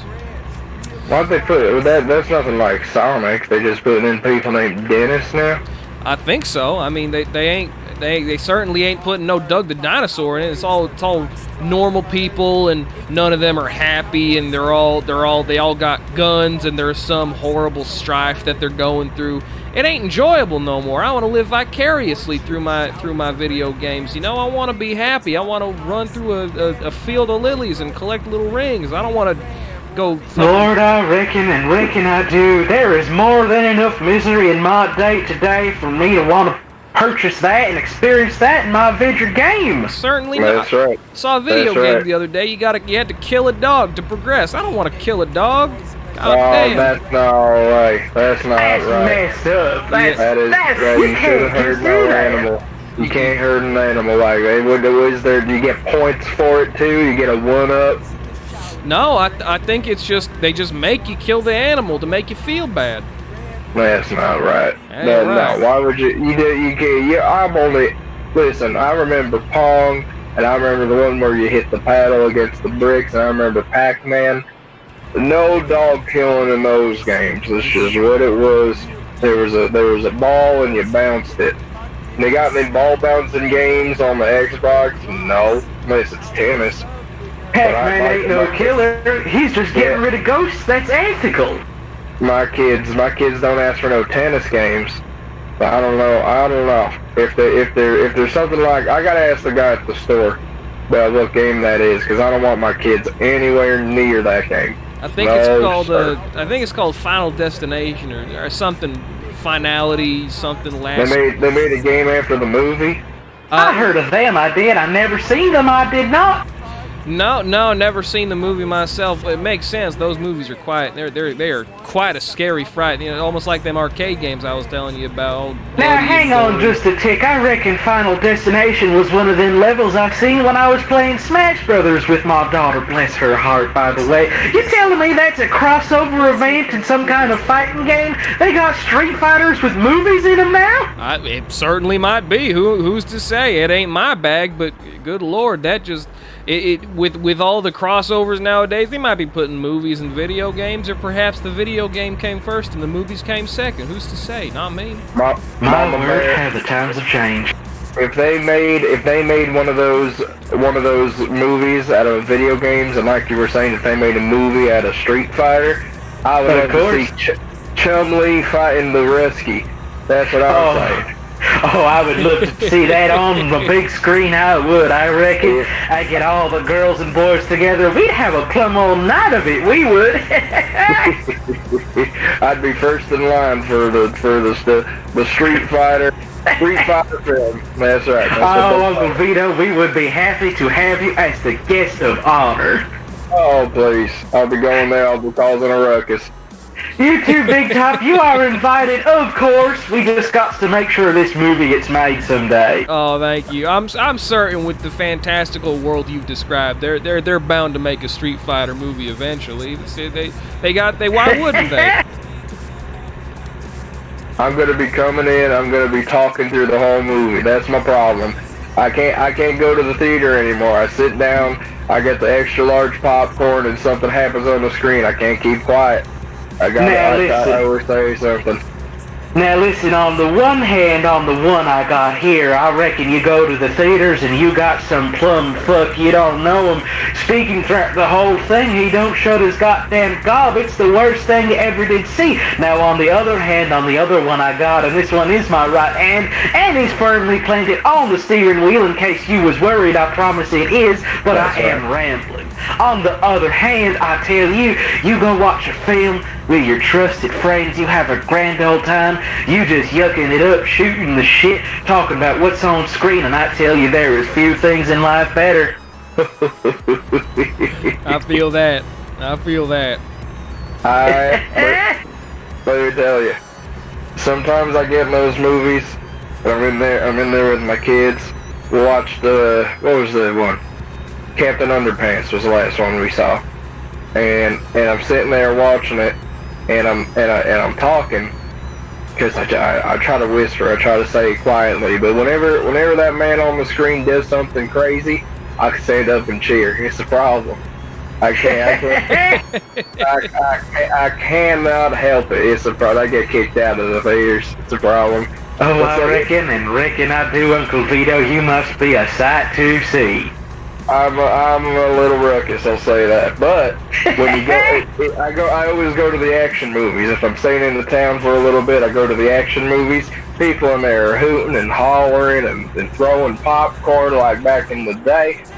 Ooh, those are my movie looking people. If we're all having a good time and and the throwing and screaming. That's the fun movie experience for me. But for A the right silent mess ones, and for then some. the scary movies and stuff, I can't stomach the scary movies because I'm telling them to do different things. I was like, don't go in the closet. I'm yelling at them in the screen. It's just it's a bad thing. I tell you. Oh no, I love seeing them in them horror movies. I got to say, my wife, bless her heart, she cannot handle the scary stuff, but me, I live vicariously. I love to see these young, dumb fools just making the worst decisions of their lives while a menace is chasing them down with wizard powers and knives. Let me tell you, when I get frustrated, I get frustrated. I can't stand it when they're running in a certain direction. Don't get the killer's there. Turn around. No, that's just funny to me. I think horror movies are just comedy movies they're trying to sell differently. That's a good way to look at it. They sell them the same way too, for sure. Yeah, for sure. There is a feeling I get whenever it's a different situation when you're watching a horror movie on your own versus when you're watching them with a friend. If I'm seeing a horror movie, if I'm watching it by myself, perhaps I'm sitting alone in my truck after a long night, I got my laptop out and I'm watching a movie that let's say I acquired through scrupulous means. But okay. Yep. I ain't no snitch, I ain't. I tell you I do. Everybody got their 5-finger discount every once in a while. Yep. But if I'll pop one in, I watched one the other day called Mama. Oh my lord. Okay. It was a scary film. It was about this bog witch or ghost or something who adopted 2 little girls, and then those little girls got found because their parents died and they were adopted by new people after being raised by the bog witch for so many years. They had to adapt to normal life after only knowing bog witch life, and it was wonderful because it was an interesting look into a family dynamic that was paranormal, but at the same time I could not keep the lights off. I had to keep them on even though I had a street lamp overhead. It was in the parking lot of a trucker stop. But if I had the street lamp overhead, had to keep the cabin lights on. I had to because it was the most terrifying experience of my life. Now, on the other hand, about 2 years ago, back when I was still only trucking part-time, I had this movie viewing event with some friends, and I put on an old classic. I put on a Texas Chainsaw Massacre, which is scary in its own right. I remember seeing it by myself. Wait. Same experience. Of course, it is a classic, I tell you. Yep. And we were watching it as a group, and the weirdest thing happened, and I don't know if it was because I felt safer within a party of people as opposed to watching it solo. Excuse me, I'm burping a little bit. This energy drink's getting to my esophagus. But that's how they get you, it is. Yep. But we were watching it, we couldn't stop laughing. There was something about it that was just so hilarious. We were saying, "No, what are you doing, you idiot? You don't know how to do this. Come on, he's got the chainsaw right in front of you. Why are you going through the side door instead of the back door?" Oh my goodness. When you're watching it with the friend, that's how you get brave. That's how you're able to enjoy a horror movie to its fullest extent. That's what I tell you. Listen, I gotta go dark for a sec. I've been at this stop in Arizona for too long. I gotta get on the road. All right. And this hot dog has been treating me well so far. I'm telling you, clown, you're my ace in the hole here. Fingers crossed for that doggy. Let me start this truck, get on my way, and I'll be back on this channel very shortly. No worries, brother. Godspeed and stay safe, Uncle Vito. We are looking out on the road just for you. Thank you, miss. Over and out. Over and out. Oh, what a delight he is. Ain't he just a pleasure? Fine fella, an absolute peach if I ever have seen one, and I have seen a number of peaches in my time, I tell you I do. Oh, certainly. Oh, certainly. Oh, my goodness. Oh, it looks like I am pulling into Oxnard now. I'm rapidly approaching my destination. Very exciting stuff. This time has just been flying. Let me tell you something right now. My word, you are zipping through with nary a break in sight. I am impressed, I am. Oh, thank you, miss. It means a lot coming from a veteran such as yourself. I'm doing everything in my power to keep these implements safe so that those in need of them can use them without any difficulties. Hang on, I'm sorry, I'm looking out my window. You said you was... safe. Yes? Not a problem, not a problem at all. You said you was hauling machinery for farming, am I correct? Yes, and that's correct. I'm currently hauling a tractor trailer. Good and honest work farming is. I almost nearly became a farmer, I did. Oh, is that so? What steered you away from that particular line of work? Love. Oh, that is beautiful. That is beautiful. I got a question for you. Does old Laurel ever or Lori, excuse me, does she ever join you on your trucking adventures, or does that tend to stay? Do you tend to separate work and pleasure? Sometimes she elects to comes with me. I say sometimes she does, but most of the time she's got to watch the old bakery. Now, she ain't the only one working there, but I reckon she is the head of the honcho, the ruler of the roost, as it were. Yep. And I'll tell you, I do. Them buns just don't come out the same way unless old Lori Ann's at the ovens. Oh, that's just lovely. Oh, you love this. I appreciate a true love, especially when it comes to... There's something about the culinary aspect of love that just touches you right in your heart. Lord, it is beautiful. I cannot cook or bake to save my life, but I can grill mean sausage. I tell you, I can. Oh, I believe that. I believe that for a million years. You sound like the kind of person who'd be able to grill up a mean bratwurst. And I've been to Germany. I know what good wieners taste like. And always wanted to go there. Yep. It's a lovely place full of very kind people if you know where to go. But yep. Grilling meat, it's a fine profession. Maybe it ain't as scientific as baking. You know, they say cooking is an art, baking is a science, and I think that's wonderful. So it sounds like you got yourself quite the scientist on your hands. Lucky woman, both of you. It's like they always say, you grill up that meat and it can't be beat, and I am the one who says it. I am. It's always good to have pride in your work. Here we go. Let's see here. Oh my goodness gracious. These sons of guns, they just want it so damn straight. I gotta straighten it out, and they say, no, it's not straight enough. It's not exactly flush with the wall. Come on, man. It's them regulations they gotta follow, the paperwork, the business. You know how it goes with bureaucracy. Yeah, well, I respect the unions. You know what? They're the reasons we ain't working for minimum wage. So I guess if following the exact OSHA violation, or rather the OSHA policies, are exactly what I need to do to keep my fellow workers' rights, then who am I to refuse? Right, all right. They are looking out for us, and I do appreciate that mighty much. I do, but I reckon sometimes they can maybe afford to be a little less stringent in some things or another. Nothing's perfect. Nothing is perfect. Ain't that the damn truth?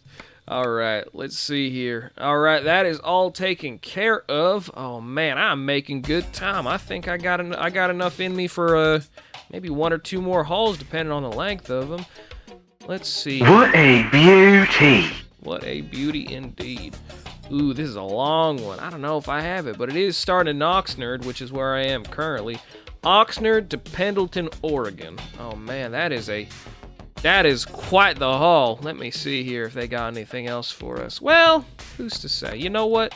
Oxnard to Pendleton, I can make that work. I can go Oxnard to Pendleton.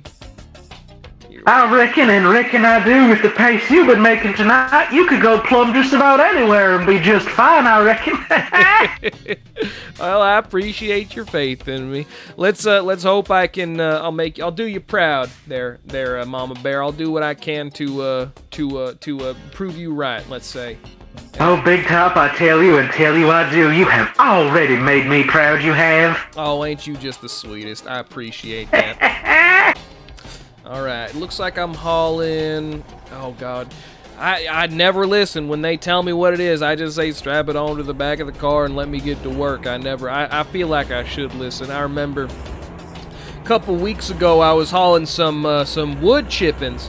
And they said, alright, we hooked you up with some wood chippings. And I said, yep, whatever. And I wasn't listening to them. Hour later, I'm driving through some rain, completely forgot to cover the top. They got all soaking wet. They got right mad at me.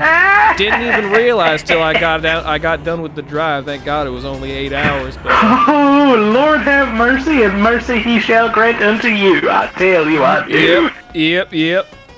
But I get you, I do. I always says, it's good to be thinking.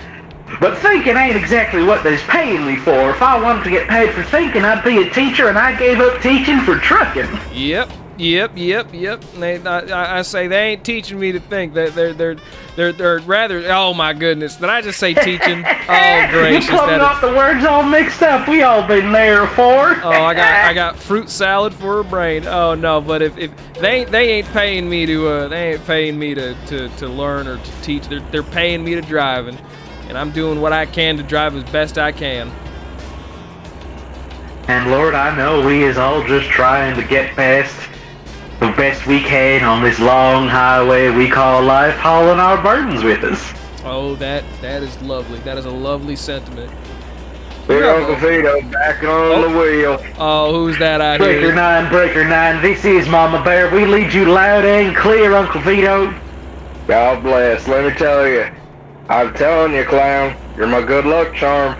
The second I got out of that little place I was in, next to that 7-Eleven, it started to downpour, and now the wind's in my sails, and it's gonna be dry.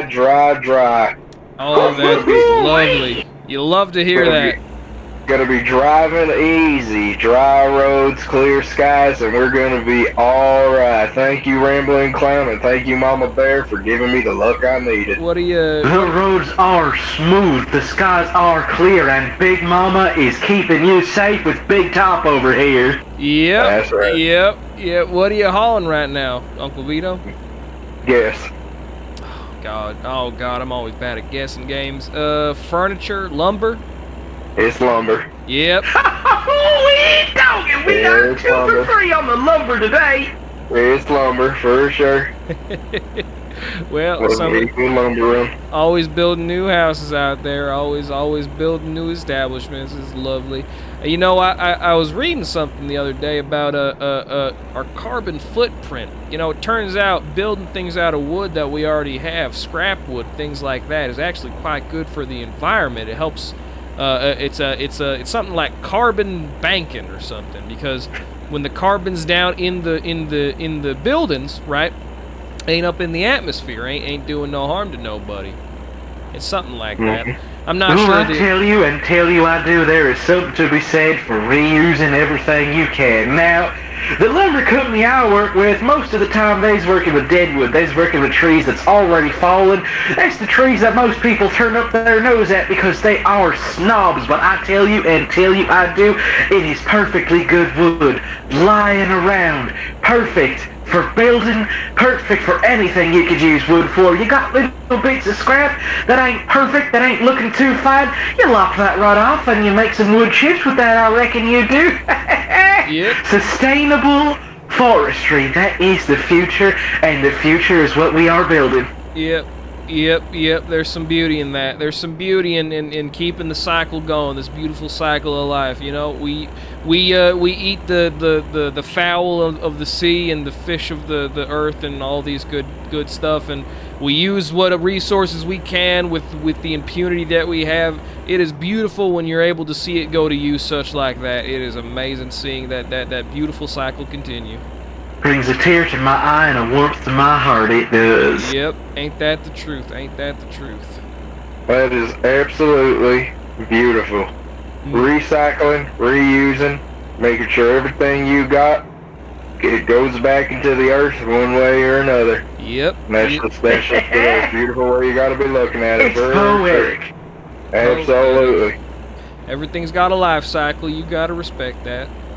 For sure. You know, and so sometimes, you know, if things are still kicking, why get rid of them, right? You know, if you got something that you know that you can keep using, you know, that's what they say. If it ain't broke, don't fix it. For sure.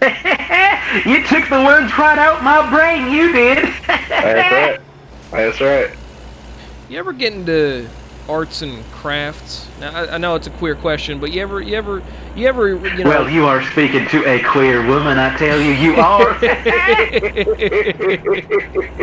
Oh, you are a card. Oh my goodness. I see my chance and I must pounce on it. Oh, I respect You are that. in safe hands for sure. Yeah, I respect it. But you ever, because some, and it might be a bit odd, but sometimes I think back to when I was a youngin', I was in grade school, and I'd make a log cabin out of popsicle sticks and glue and cotton balls and all that stuff, and I just think, you know what, maybe I'll pop on down to Joann's or some mom and pop craft shop, or maybe even just go out to the garage, see what I got laying around, and maybe I'll make something beautiful out of it. Beautiful artistry. It comes naturally if you got a creative mind, and I like to think that I do. You ever do anything like that before? It's up to that's my daughter. My daughter loves arts and crafts. She draws. She's an artist. She draws a lot, and I can't. For the life of me, I can't draw a stick figure. I don't know how to do any of that. But she's beautiful. She knows how to. She can draw landscape. She draws little people, little characters. She draws everything. Vehicles. She drives my truck. I asked her to draw my truck once, and she did it after a day. It was already done. She's all about that. And like you were saying, anything that she needs a pencil, a new book, or anything. I'm like, hey, I got the money. Let's go out. I'll choose you something nice, whatever you want. I look at the book she buys, and she goes, I want this one. This one's got a real good paper texture. And I look at it and just go, you sure? I mean, it just looks like paper, but no, she's telling me you need this kind of paper for this kind of work. And I tell her, whatever you say, darling, let's get it. And she loves it. She wants that type of paper. So yeah, why not? Let's get her the paper. Them kids. Now it warms my old heart to see you supporting the interests of the kids. It does. Yep. That's right. Absolutely. You got it. You gotta. Beautiful blooming flowers they are. I know it's a bit poetic, a bit sappy, but you know what?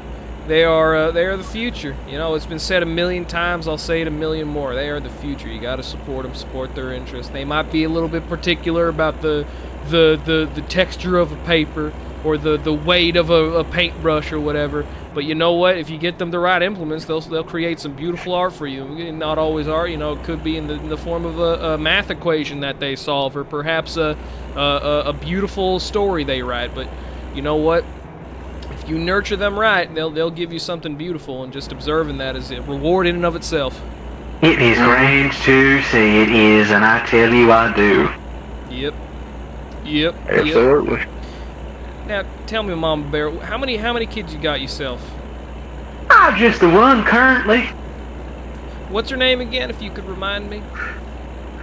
Oh, I don't remember if I even mentioned her name. I do not, and I do apologize for that. But her name's Jessica. We call her Jess for short. All right. What's Jessica? How old's Jessica? What's she getting up to?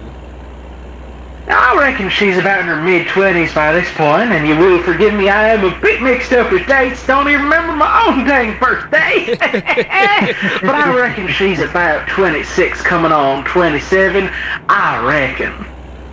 Alright, you know what? Ain't nothing wrong with that. I couldn't remember my own mama's birthday until I was 25 years of age. Up until then, I was just thinking about myself, thinking about my own birthday, but yep, no, I got it now. I got it. What about you, Uncle Vito? What about, you're always talking about your daughter and your kids. How old are they? Man, it's they're all over the place. I got two that are moved out. I got a few that are hanging out in the house. I got one that's back and forth between college, one that's trying to get into college, and then I got the one on the way. Yeah, we're going on 8 at this point. I'm hoping for 9. Golly. Damn, trucking must be paying well if you can support all those mouths to feed. Yeah, well, you do it for long enough, you save wisely, you put your money where it's supposed to go, and next thing you know, you got a nice place. I'm all over the place. You can't. I try to stay in one place. That's not for me. I try to go everywhere. Nah, nothing wrong with that. Nothing wrong with that. You know what? Something to be said for seeing the world and seeing the sight. Yeah, for sure. That's what truckers were made for. It was made for nomads, people who wanted to settle down, but at the same time didn't want to stick in one place. That's completely respectable. I respect that more than I respect myself. You know what? That's beautiful. Now I reckon I do. If I settled for settling my roots down, I would never have left old Texas to live with my wife, and my life would have been radically different, I tell you I do. Yep. For sure. So the traveling gives you new experiences, making you... You know, they say every 7 years your body, it replaces enough cells in your body to count you as an entirely new person. I reckon it's the same way psychologically, where, you know, every so often, you know, there's just an event or a chain of events or perhaps even a million just tiny minuscule events that completely change who you are. Every 7 years or so, it sounds about right. I over the course of my life, I can imagine I've been at least 4 or 5 different people. Oh, I reckon that's like that old parable, the ship of Thebes or something along those lines. You know, you got an old boat and then somewhere along the lines you get your hull chipped and you got to replace that. You get the masts and the sails, they get all ruddy, you got to get rid of those. And sooner or later you realize you replaced every dang aspect of the boat with something new and you ask yourself, well, is this the same boat it was to begin with? Is this the same boat or is this a new boat completely? And I reckon I tell you, of course it's the same boat, you dummy. Serves the same purpose, even if the parts is different, even if it's seen different seas than it originally had. I don't change what's on the inside, even though the inside's been changed out completely. Yeah. For sure. 100%. Absolutely. Not to get Right. too... Oh, no, I'm sorry, Uncle Vito. Were you going to say something? I was just gonna say, like we were saying, if it ain't broke, you gotta stay with it, right? Yep. If it ain't broke, don't fix it, but if it is broke, there's no shame in patching it up. If it isn't broke, you do what you can until you can't no more. For sure. I think that particular parable's called, I think, the Sea of Thieves or something like that. It was, not to get too philosophical, but I feel like the same, like you were saying, it serves the same purpose. It inhabits the same form. Even if every single piece of wood on that boat is multicolored, doesn't matter. It's the same boat, philosophically, you know, perhaps metaphysically, who's to say? I think that's... Of course. Just because your cells is dying and your experiences is changing doesn't mean you're someone different. Everyone changes, everything changes. You see rocks out there, they ain't the same as they was years ago, and if you think they were, that's what we call erosion. I learned about that in geology. Yep, I remember that. I remember the 3 types of rock: the sedimentary, thermological, and gluttony. I think were the 3 types of rocks. Now I wish I could remember that far, but I got to tell you and tell you I will. The main thing I picked up from geology class, aside from the word erosion, because I thought it sounded like the word erotic, but rambling I am and rambling I will, the main thing I picked up is them rocks, they sure look yummy. Yep. Like candy, some of them, like it's rock candy. Yeah. You ever been to one of Why on them? earth they make those rocks look so yummy if they ain't meant for eating? You go to them geology conferences. They got a bunch of multicolored rocks in a bowl at the door, and I say, "Is this candy?" And they say, "No, sir. Please stop sucking on these rocks. They're millions of years old and very, very precious." And I say, "Well, why'd you make them look like that? Why'd you put them in a bowl then?" Oh, Lordy Lou. Oh my goodness, and goodness I have. Yep, goodness you do have in your heart of hearts, I know that for sure. Well, it takes one to know one, and I got 2 with me here today that know. Damn it, that is funny. Ooh-wee, excuse me one sec. I gotta turn up the music real quick. I just realized my radio's been quite low this entire time. There we go. Yeah, we got some tunes playing. Yep, currently listening to Send Me On My Way by Rusted Root. You ever heard of it?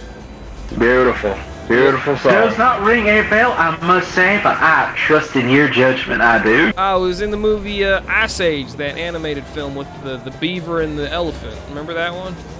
Lord have mercy, I think I do.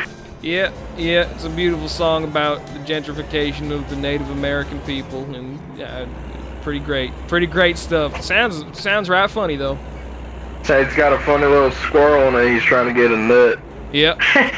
He sure does love his nut. Yep, he sure does love his nut. Oh boy. Let me tell you something. Clown, I got something for you. What's that? Here, let's hear it. I got. You remember? I was talking about back in Oregon, I got a friend who I was delivering some precious cargo to. You remember that? Yes, the parakeet, 8-month-old parakeet. That's correct. Hey, like an elephant. Yep. I got that same parakeet still in the cabin with me. Oh goddamn! Did you make the mistake in naming it? I named it. Oh god damn it! God damn you! I named it. You soft soul. What's her name? What's the name then? Named it Precious. Oh god, that is just adorable. I went to my friend and I said, look, I got this bird. It's the cutest little thing. I was thinking of you when I picked it up. I know you've been lonely, so you know what? Why don't you go ahead and take this bird? And I shit you not, he opens up the door. He's got 4 cats. I said, where the hell did you get those? And he goes, I got them a month ago. This guy has a hell for this bird. And I said, there ain't no way I'm leaving this bird here with no 4 cats. Oh no. So I put him back in my cabin. And she's hopping around the little cage that she's in. Oh, that's and adorable. she looks at me and she starts to fall asleep. And right then and there, I said, "That's Precious," and that's where it came from. Oh, and now, man. Until further notice, this little parakeet's coming on trips with me, and they're not hard to take care of. You just put some water and food in there. Sometimes you let them out, you play with them, but you know they keep their own. You know, they're these cute little things. Gonna be getting a bigger cage for her eventually. Hopefully she can, stretch her wings, so to speak, have her fly around the cabin. I've been thinking. Wonderful little critters they are. Yeah.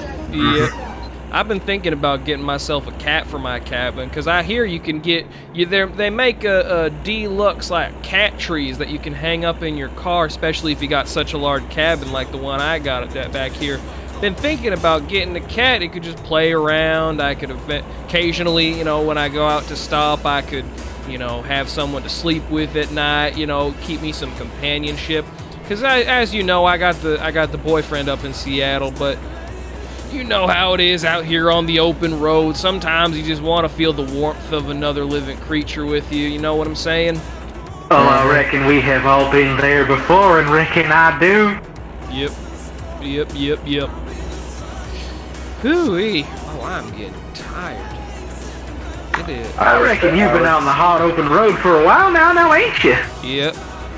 Fine, I'm telling you gotta be careful. I was saying it last time, you're young, but can't be done. Yep. By Lord, I'm doing everything in my power to stay awake. Don't you worry. I got about, let's say, 13 more hours on this drive. I might take a quick stop off and get my bearings about me. Might take a cat nap, and who knows, that might turn into just a regular night's sleep. But for now, I got 2 chatterboxes in either of my ear to keep me awake. I got the energy drink beside me, and I got the loving and comforting thought of a cat in my head. I'm not gonna fall asleep now. You're thinking you're gonna be getting that cat with sooner or later. It's gonna just one day in a drought of weakness. You're just gonna go, let me see what I can get. It's gonna happen. Yeah, it's Well, not. let the thought into your heart. It is a foregone conclusion at this point, Big Top, I tell you. Yeah, at this point, it's not a matter of if, but when. It's just, I might get one, because they got these puppy and kitty meals that they got, and I don't like that. I always like to. I shop locally, and I'll do that the same. I'll probably adopt a troubled little one from the pound. Give them a good home. And it always breaks my heart because you see the commercials on TV. You see them with, for 75 cents a day you could feed this dog for a week, and it breaks my heart. I can't say that I've ever seen one of those commercials without shedding a tear and opening my wallet a bit, if you know what I'm saying. Brings a right tear to the heart and soul, I reckon it does. Yep. Yeah, it does. That's exactly right. And you see corporations like PETA, PETA, and they're saying they're talking a big game about oh don't eat meat if you eat cows, that's as bad as anything, and then they'll turn around and completely neglect dogs, and it's complete. You ever heard this, that the CEO of PETA, the CEO of PETA, they hate pit bulls. How can you be in charge of a corporation whose sole purpose is to protect animals and then hate pit bulls? Man, pit bulls are the cutest little dog you ever seen a pit bull? What in the heck are they thinking? Exactly. That's exactly what I'm thinking. I don't get it at all. Good Lord. Now, I tell you, I will. Back home in Montreal, they got all sorts of strange regulations about all kinds of things, but I tell you, I will. Recently, word's come up that they's trying to ban the ownership of pit bulls altogether, and it's so strange to me. It is. They're punishing the innocent dogs instead of punishing the negligent owners, and it's something about it just don't sit right with old Mama Bear. That's right, and that's the thing. There's no bad dogs, just bad owners. Yep. There's dogs out there that just want to do the right thing by the people that take care of them, and sometimes the right thing is to hurt others. And they teach these dogs, and they say, hey, if you want to get fed, you want to be loved, then you got to do what I want. And especially pit bulls. They just absolutely fall in love with you. There's nothing you can do to stop them. They're gonna love you. Yep. So you teach them to do bad, they get the treat because they love you, and they gotta be taken to someone who actually loves them and won't just use them for evil purposes. For sure. Yep. I like that saying. Ain't nothing about a bad dog that exists in my mind that couldn't be chalked up to an owner that was negligent. It's a damn shame. You know what? That's what.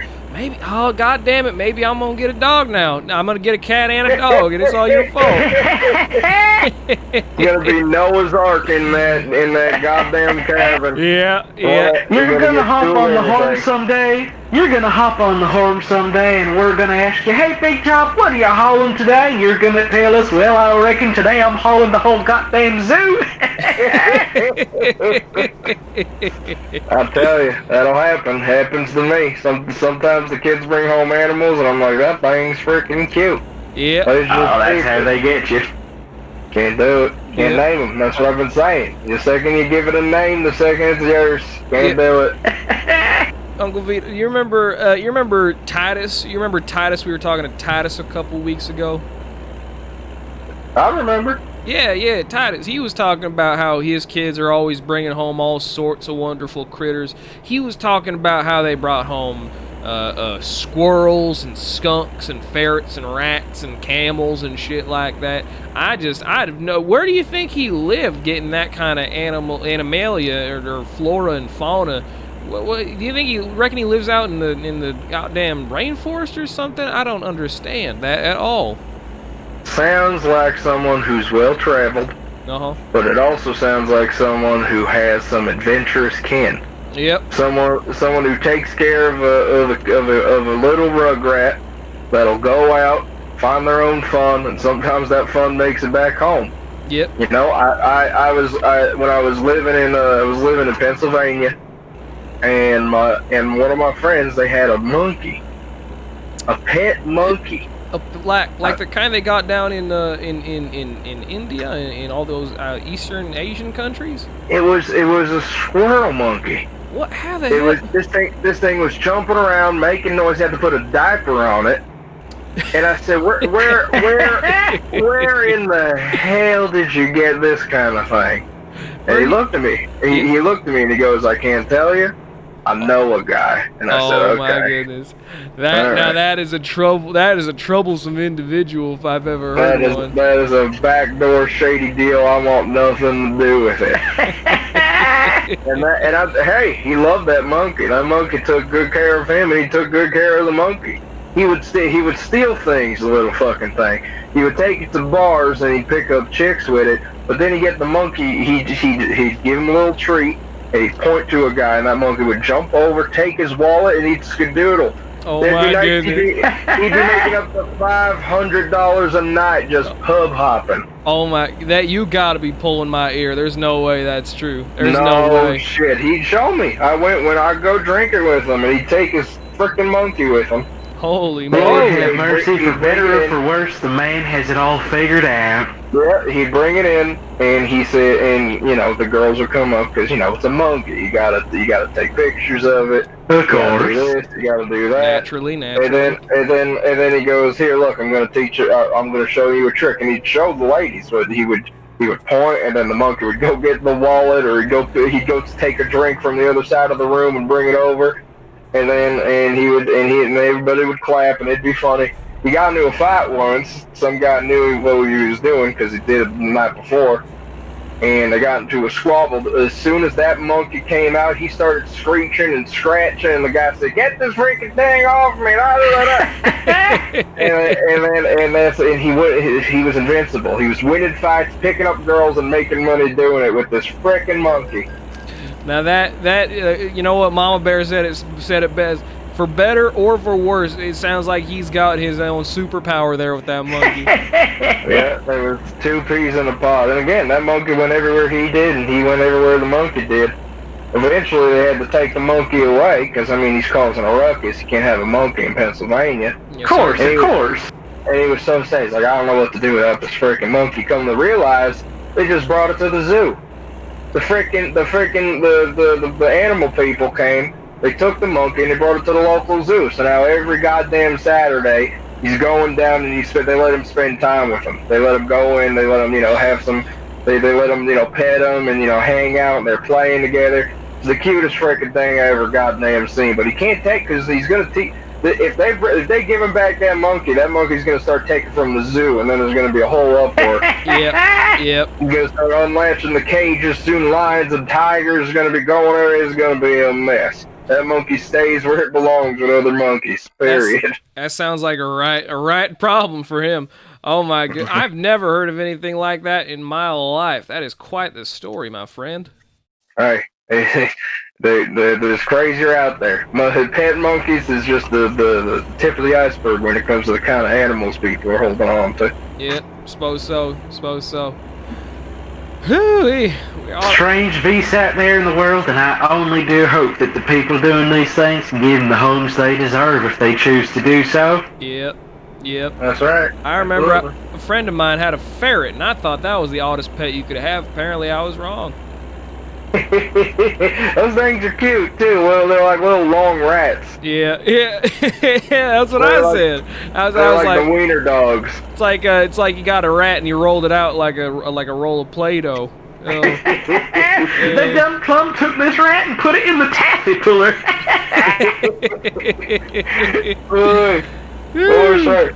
Oh my gosh. Ooh, how are the roads looking for you two individuals?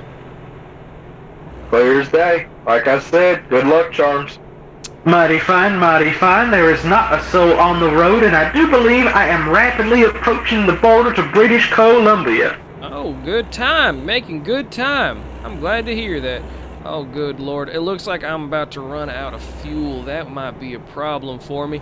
No, I'll be all right. I think there's a gas station up ahead. I'll just make sure to not pump the gas so much. Hopefully, I'll be able to stretch it out over the time that I need it. It's not too far. Okay. Yeah, maybe an hour up the road. No worries. All right, careful. You call dispatch, they're gonna be pissed at you. I know. Dispatch is always getting up my ass for one reason. Like, oh, there was a small mark on the trailer. Ain't where there from before. And I said, well, how do you know some son of a bitch didn't come and ram? How do you know this is my fault? You know how fucking big this thing is? And they're like, oh nope, sorry, you're gonna have to docking you $50. Get the hell out of here. What are you talking about, dispatch? No fucking way. Now listen here and listen, I think you ought to. Sometimes they're hard on us because that's sometimes the best way we learn, but I say this I do. If they give you too much of a hard time, you just tell them Mama Bear sent you. I'm sure they've had to deal with you a few times. And I reckon it'll be a few times more before I'm done driving these roads.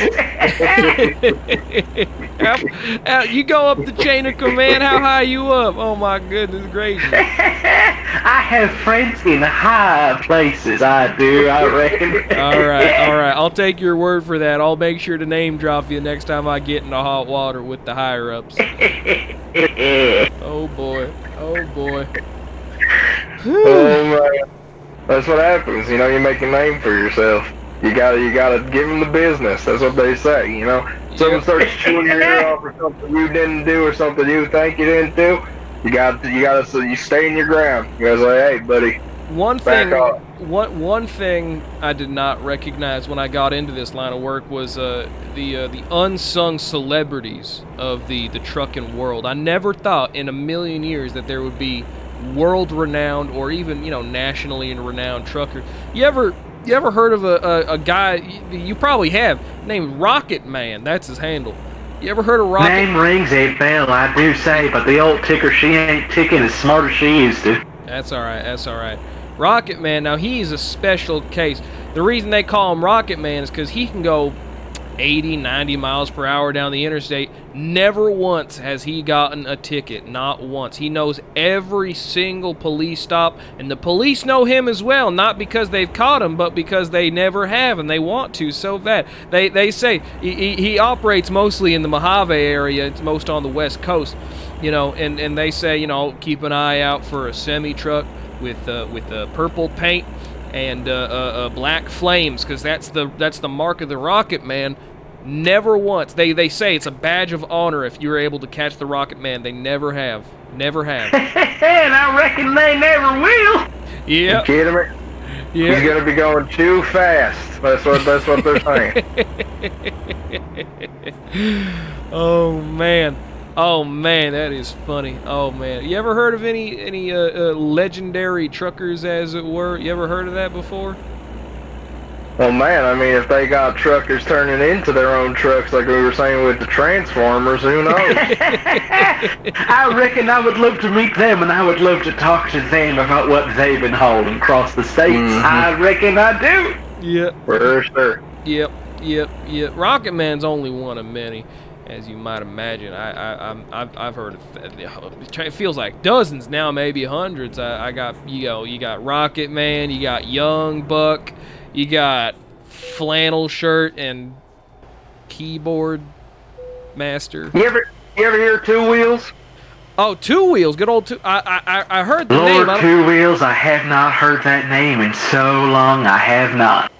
Yep, he had a whole setup. He was, and I haven't seen him. I hear he's still on the road, still driving that motorcycle, still pulling as much weight as he can handle with that thing, and I still have no clue how on earth he does it. He built that motorcycle with his own hands. That's what I hear. I hear he built the motorcycle with his own two hands, motor and everything, completely homemade, and that's how it's able to pull all that cargo. That's amazing. That is amazing. Thing of beauty. Good mama. Oh my goodness gracious alive. That is amazing. You know what? When you see that just goes to show creativity ain't dead, especially not in our line of work. Mm-hmm. Now, have you fine fellers ever heard of The Business? The Business? The Business? I can't say I really The have. Business. Oh, maybe he's just a legend up here in Canada, but I tell you, The Business. Man, he's a sweet talker after everyone's heart. Honeyed words that could talk his way out of a goddamn tornado of knives, I tell you I do. I heard tell this man got to his destination with a load of cargo, completely battered up, smashed, useless. Not his own fault, of course. Rarely ever does the man get into trouble of that sort. And yet, the smooth talker, the sly dog, manages to not only get the full pay for a job well done, but he managed to get bonus hazard pay out of it too. Oh my And he wasn't even in a scratch of danger that whole time. Plausible deniability. Oh, go ahead, Uncle Vito. I was gonna say, back in my day, I might have similar charisma, but now, who knows? I'd like to meet the business. Sounds like someone I might be able to have a good chat with. Oh, I reckon we all would, but the man is crafty. The man is sly. He is great at covering his tracks, and they say if you know the business has been there, he is long gone. Man, oh man. Man, oh man, that is delightful. Oh man, I love these stories. I don't even know if they're real or not, if they're urban legends. All the same, I love it. I love to hear it. I heard Bigfoot's a trucker now. Oh, really? For real?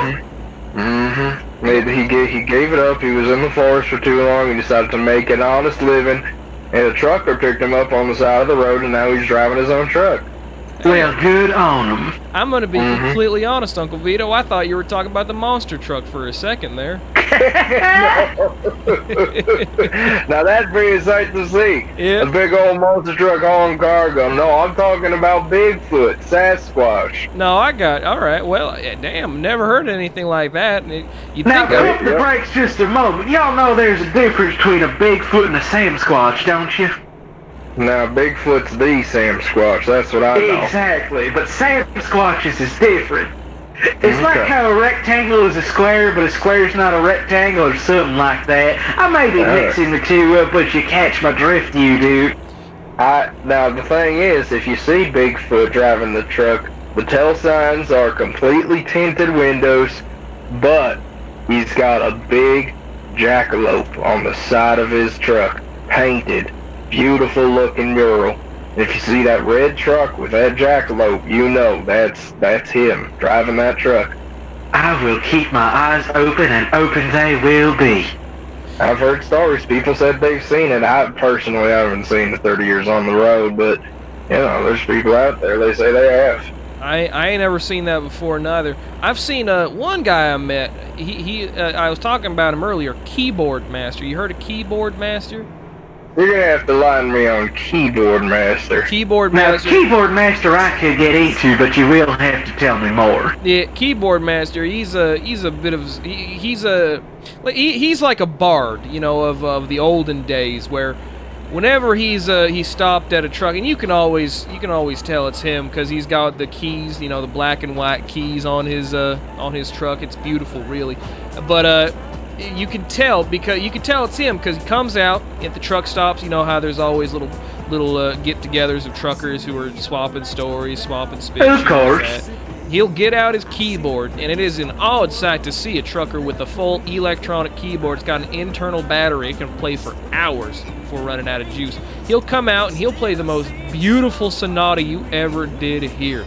It's amazing what this man can do when he's tickling the ivories. He could play you Beethoven's most expressive and complicated piece, or some nights when you're lucky, he'll take it out and he'll say, and you can request any song, no matter what. He is guaranteed to know how to play it. It is amazing.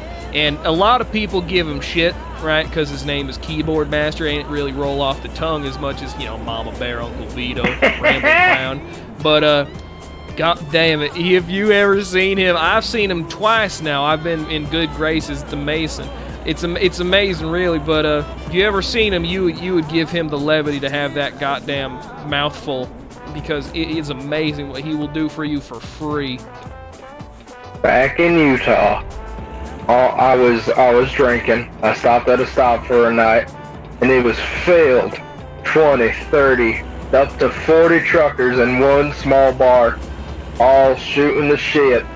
And I swear, it was fuzzy, but I feel like I remember hearing somebody banging away on a keyboard. And I remember, the only thing I remember was stumbling out, going to my truck, catching some Z's, waking up, and I still heard the same piano playing.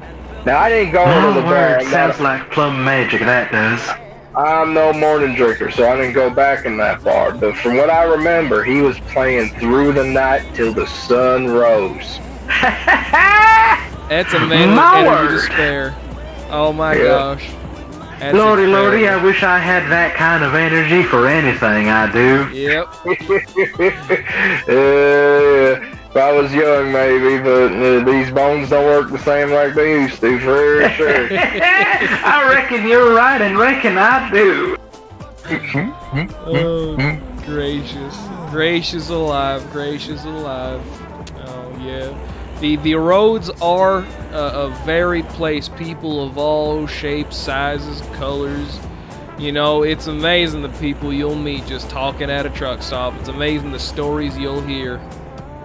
For sure. Hey, you know, sometimes I come and there's people waiting at the truck stop just waiting for other people to talk to. Yep. Trying to tell me what they just saw. You know, some people say they saw this, they saw that, they saw a train catch on fire, they said they saw the same train disappear. My goodness. So many things people will say. Talk about the creatures they saw, how many deer they raced.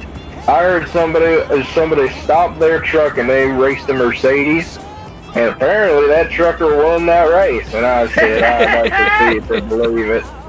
Warms my heart, that does. We'll see.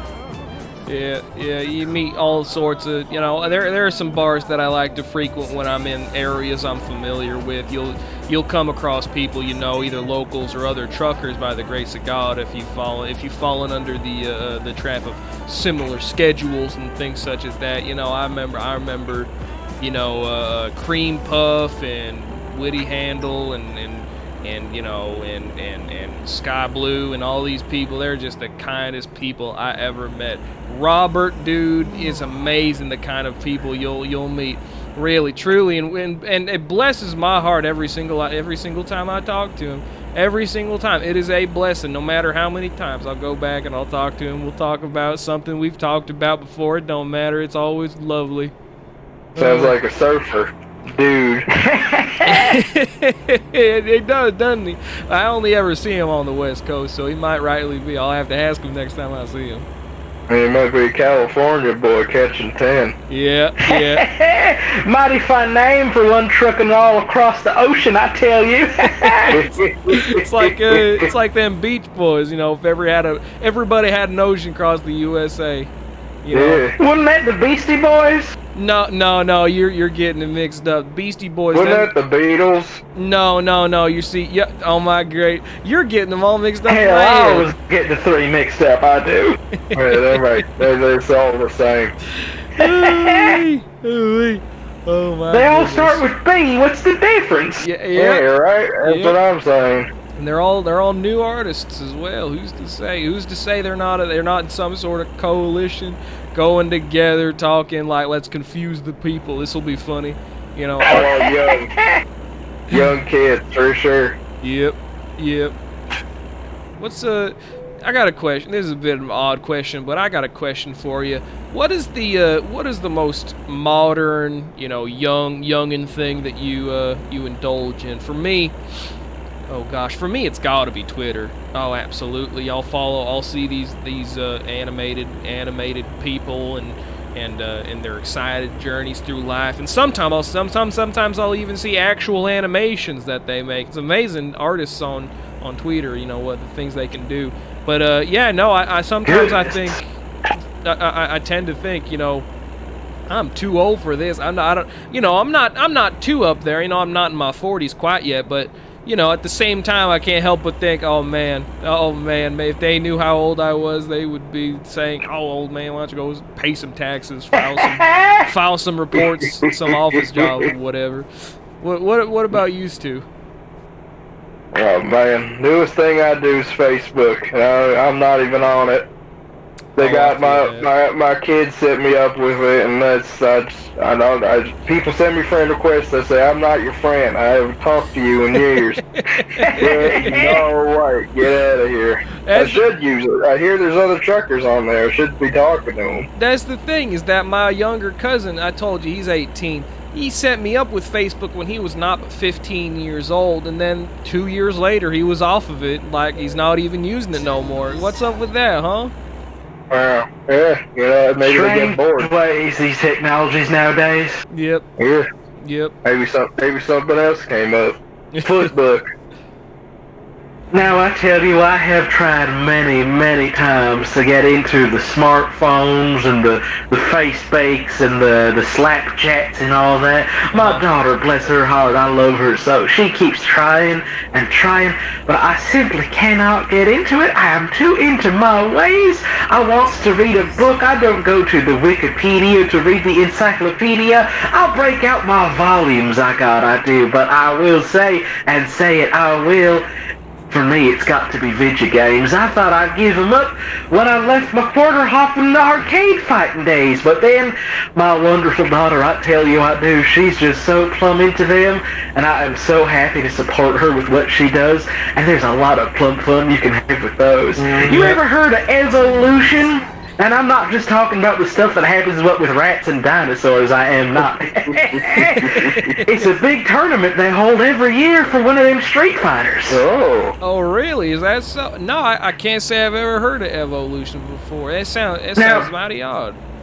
Now, apparently it's not happening this year with concerns about the sickness and, well, there's been some right foul allegations coming up about leadership of the tournaments, unfortunately, but Oh, no. before all this was going down, before all that was happening, my beautiful daughter, she was thinking of entering that, and I got to say, the thought of that, seeing my beautiful baby girl up on the big stage, playing her soul out, oh, it brings a tear to my heart, it does.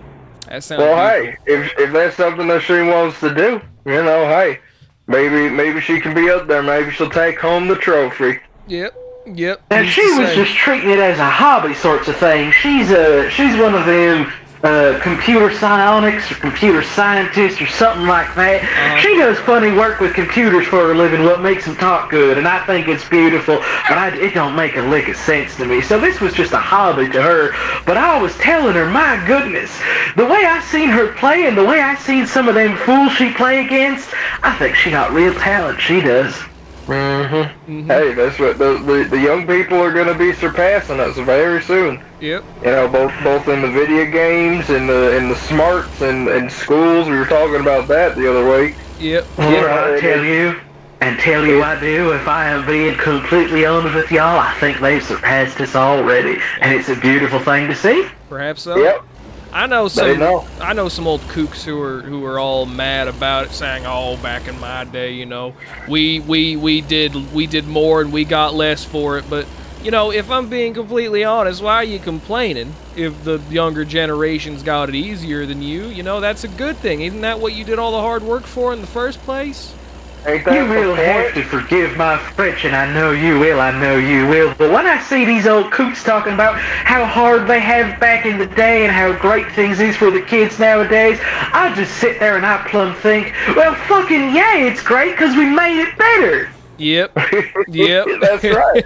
That's absolutely right. And what I 100%. say, it's people who don't want to do it either. They're saying, "Oh, it's easy, and you can just all they do is stay home all the time." I say, "You do it then. You're so freaking smart. You're so freaking agile." Some of these people, My word. I got one of my kids. They work from home. You know, they got them now with everything going on. Of course. And they got their laptop and they're tic-tacking away and they're typing so fast. I type maybe one word probably every minute. I gotta keep backspace and I'm making typos. I feel that, I do. They're just going, typing, writing out full essays in seconds. And I said, how do you do that? And they say, practice. You know, I've been doing it for so long. If these people out here say, oh, they got it easy, I said, then why don't you try typing as fast as my kid? We'll see how long you hold up, older man. Yeah. That's my mama. She was so smart. Let me tell you, she was the smartest woman you'd ever meet in your life. She knew. She foresaw this when I went into college. She said, you know what? I want you to take some typewriting classes. I really think that's going to benefit you in the long run, because she knew about these advents of this technology. You know, she knew, she was in on it. She knew that eventually it would serve me well. And I said, Mama, I don't know what you're talking about. I will never become not somebody who makes book reports or writes novels or nothing.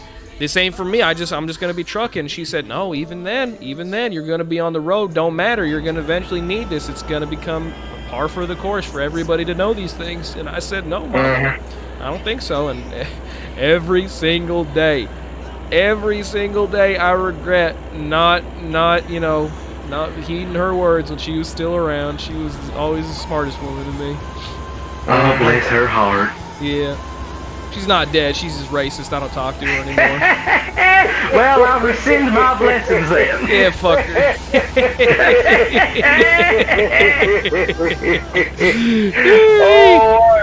Oh my! Oh, goodness. Lord have mercy on us all, because I know He will not have mercy on her. Ain't that the truth? Ain't that the truth? That's what I'm saying. My old man, he was one of them. You couldn't get him to agree on anything, and he was prejudiced. He was judgmental, and he took it to the grave with him for sure. I think that's why. You know, you just got if you that's what they say. If you ain't got nothing nice to say, shut the hell up. For sure. Yep. It's the older generation. You know what? It's the older besides you, of course. I forget who I'm talking to. I'm sorry. You're just. Oh, no offense taken. I look at some of my fellow old citizens and I think, now what the hell has gotten into you? Yeah. It's just I've been talking to you both for so long. It's like kindred spirits. I completely forgot that you're that you are the way. You know what? I think that's beautiful. I appreciate you because so many people, my mom included, she lived through things like the civil rights movement and segregation and things like that. How come she didn't pick up from that? You know, if she was truly a product of her time, she would have heeded those warnings. Come on now, it's simple. It's easy. One could only hope and dream, and yet we have seen so much to the contrary. Yep. Yeah, it's a damn shame too. It's a damn shame. Yep, that's why I'm so proud of the young people these days. They're taking it to heart. They're saying, you know what, fuck it. You're not going to do anything. We'll do it our damn selves. And I do what I can to support them, you know. Oh, it is beautiful. My heart goes out to them. It does. Yep, 100%. I back them all. I put a rainbow flag up on my truck. I put, you know, the fist that the you know, that thing. I forget what it. Black Lives Matter, all that good stuff, show my support, even if it's just, you know, symbolism. It still means important, especially if you're doing everything you can. If you're donating, things like that, you know. It's always important that you're even saying it, just saying it out loud. You gotta live it out loud, that's what I say. For sure. Symbols has got power, they do. Yep, that's the truth. That is the truth. Ain't no room for hatred. Not at all. Because we're too old for it. Enough. Yep. We're too damn old and too damn tired for it. We've been around long enough. We know how this kind of thing goes. Be nice to one another. Enough. Yeah. It ain't difficult. It ain't hard. It's so easy. Oh my God. It truly ain't hard to shut your damn yap and just be good to one another. Stuck in their ways and they don't want to change, and it's so obvious. Got people in there who've been they've been in there longer than I've been alive. And they're stuck in their ways. And you know what? It's time. It's the youngins that are changing it. Yep. Things are going to change. Things are going to change the way that they want. And it's a good thing, because they're the people that are going to be here. You know, I'm not going to be here for as long as they are. If they want the world to be a certain way, then God bless them, I agree. Yep. I just hope and pray I do, that change will come sometime soon within their lifetimes. Yep. They'll make it work. They'll make it work. And we will do what we can to help them make it work. Lord knows, Lord knows they're working harder than we ever did. Oh boy. Sure did. For sure. Ooh-wee. Oh, it's a bit of a heavy topic. I thank you for indulging me in it. Hey, you know, sometimes these things come out. Yep. You got to take the lows with the highs. You got to ride life as it comes. Yep. You gotta live, you gotta laugh, and most importantly, you got a truck. Yep. Oh, that's good. You should put that on a t-shirt. I am a mighty big fan of that one, Vito. Has anyone ever told you you are a modern-day philosopher? Oh, shoot. The only thing I'm philosophizing is whatever I write down on a letter and I send off to my other folks, and they say, Vito, what the hell you write? That's chicken scratch. I couldn't write to save my life.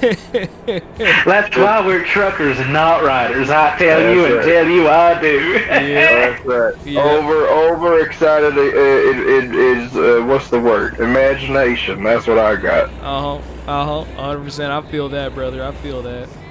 Mm-hmm. Oh, good lord. Oh my goodness. I do need to rest up. I swear to goodness gracious, up there in heaven, I am going to fall asleep. I only got 4 more hours, though. Hopefully, if we keep up the pace, it shouldn't be too much longer. I was telling Lord, you, we are almost there.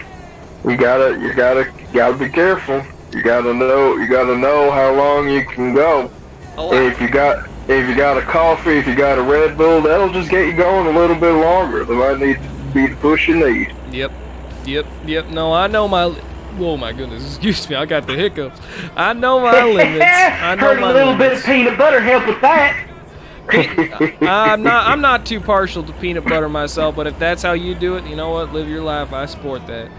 But you know what they say. You know what they say. To each their own. Don't yuck any yums. All that good shit. Yep. No yucking or whatever. Nope. No yucking in these parts, I reckon. No yucking. No. Just trucking. No yucking. No. Oh, yucking. that tickles me pink, it does. Well, we can't be watching TV on the road. We gotta come up with some creatives ourselves, I suppose. Suppose we can't. Yep. I got a question. How do you pass the time when you're in a truck stop, right, and you're holed in for the night? You're not quite sleepy enough to go to bed yet, but you are too tired to do any more trucking. What do you do to pass the time? You got books. I told you before, I got a TV in the back there, and I watch the television and or perhaps a movie on my laptop, something like that. What do you do, though? Now, I got me my books, and those have been doing me just fine for the most of the time, but eventually you runs out of books, and you gotta wonder what else you do.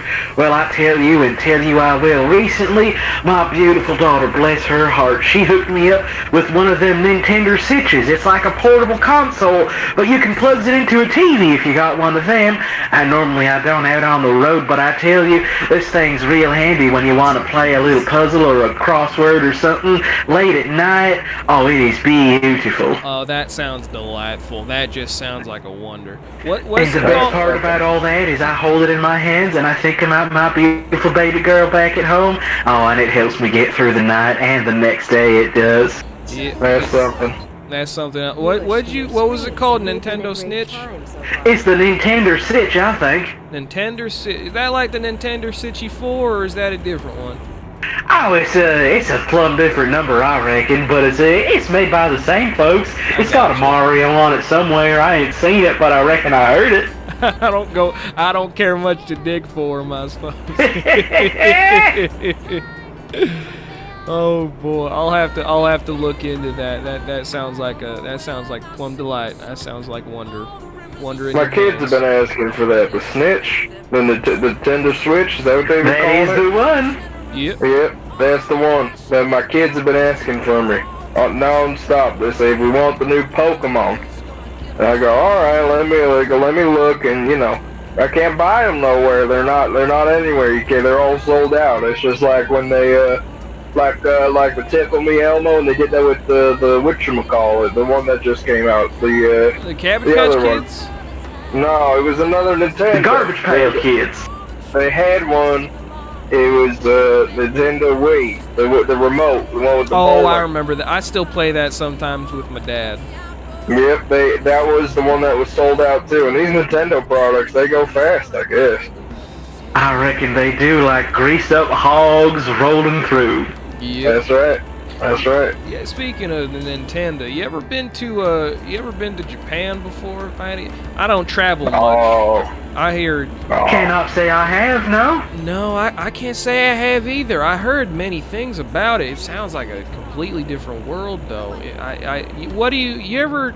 There are places I'd like to go. I think Japan's one of them. What about you? If you could go anywhere in the world, and I know you want to say, Mama Bear, I would go back home to my loving wife. I mean, besides that, You know me too well. You do. But let's say with your wife, if you could go anywhere in the world, where would you want to go, huh? Iceland.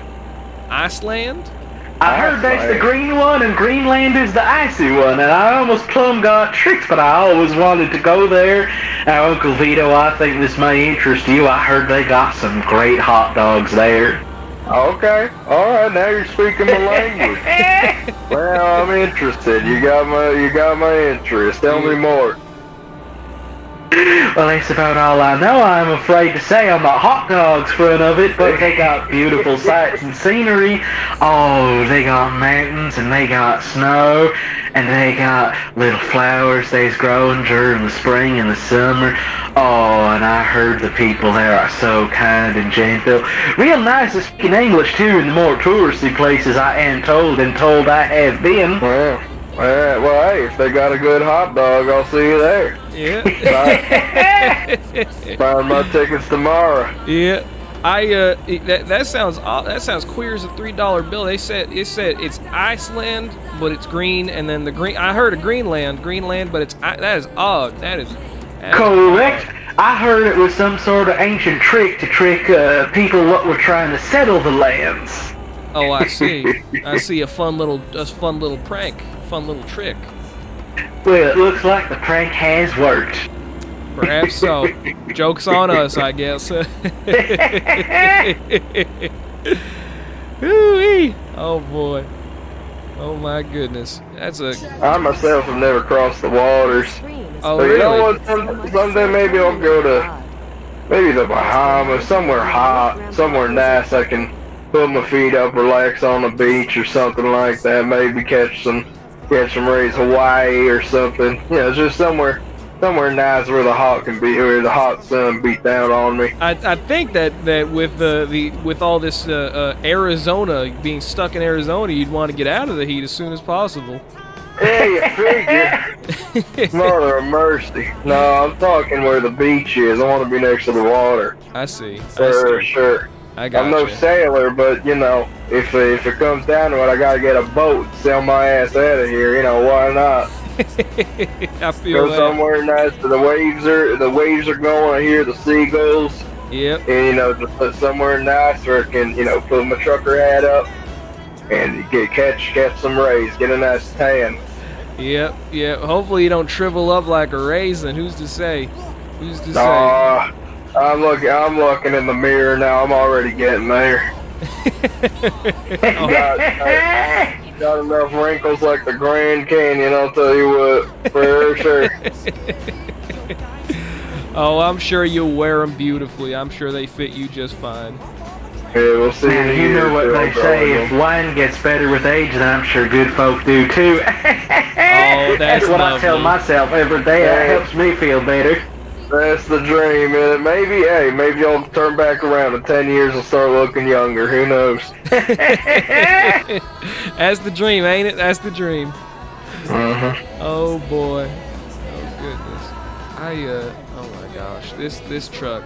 I am currently on a 2-lane road, and I could pass this truck if it weren't for the fact that every 2 damn feet there are some cars coming down my way. Why is it? You tell me. Why is it that if you're in a 55 mile per hour zone, why are you driving 40 miles per hour? It don't make a lick of sense.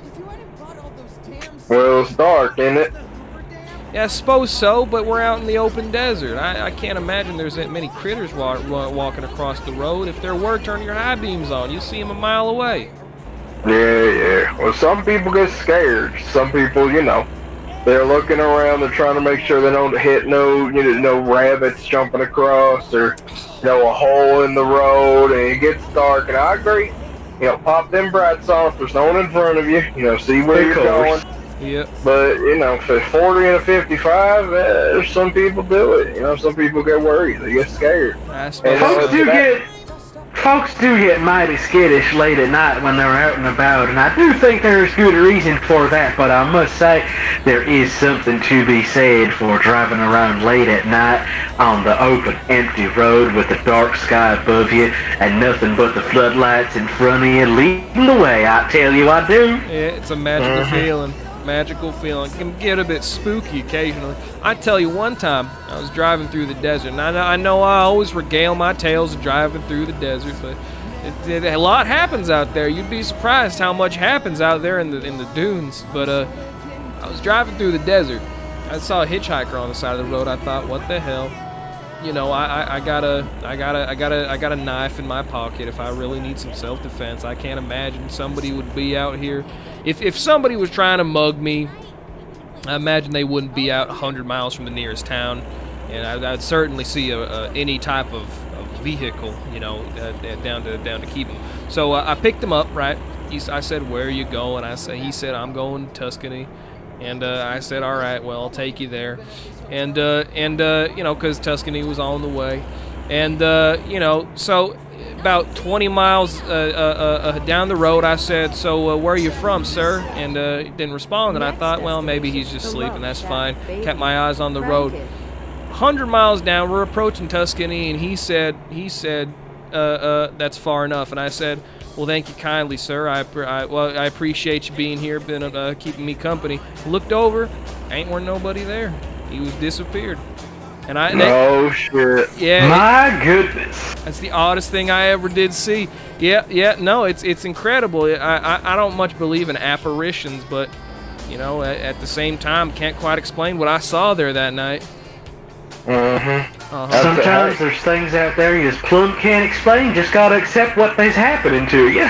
Yep. For sure. Yep. Hey, you know, you might have been visited. Who knows? Who's to say? We're talking talk about extraterrestrials. Maybe one of them just wanted to come down, keep me company.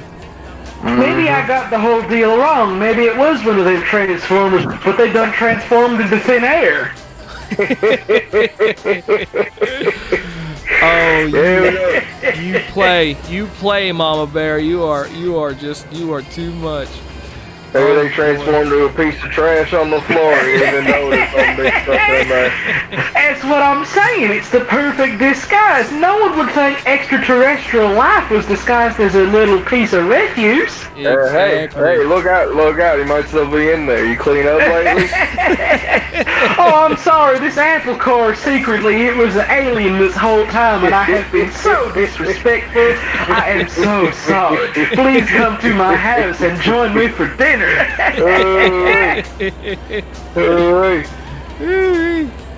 Yep, but there is something enchanting about driving at night. You see the stars up above you if you're lucky, unless you're in the city, in which case you just see the street lights. But if you're out in the wilderness, if you're driving through the forest, for example, you can see some lovely sights at night. You'd think that you wouldn't be able to, what with visibility so low, but no, that's exactly the opposite. That's when all the critters come out to play. You can see them on the side of the road. Usually they're smart enough to not walk across.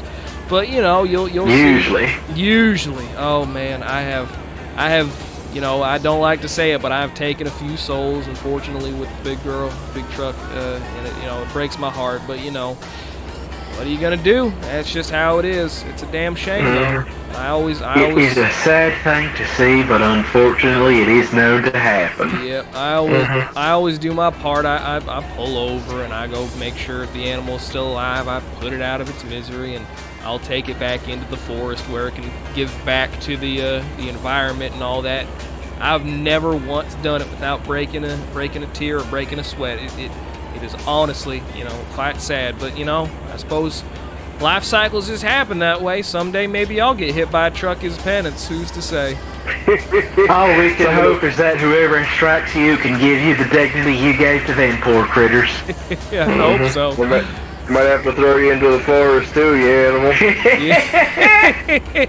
Might have to throw them to the circus. Oh my goodness, you two are too much. You are too much. Oh my goodness.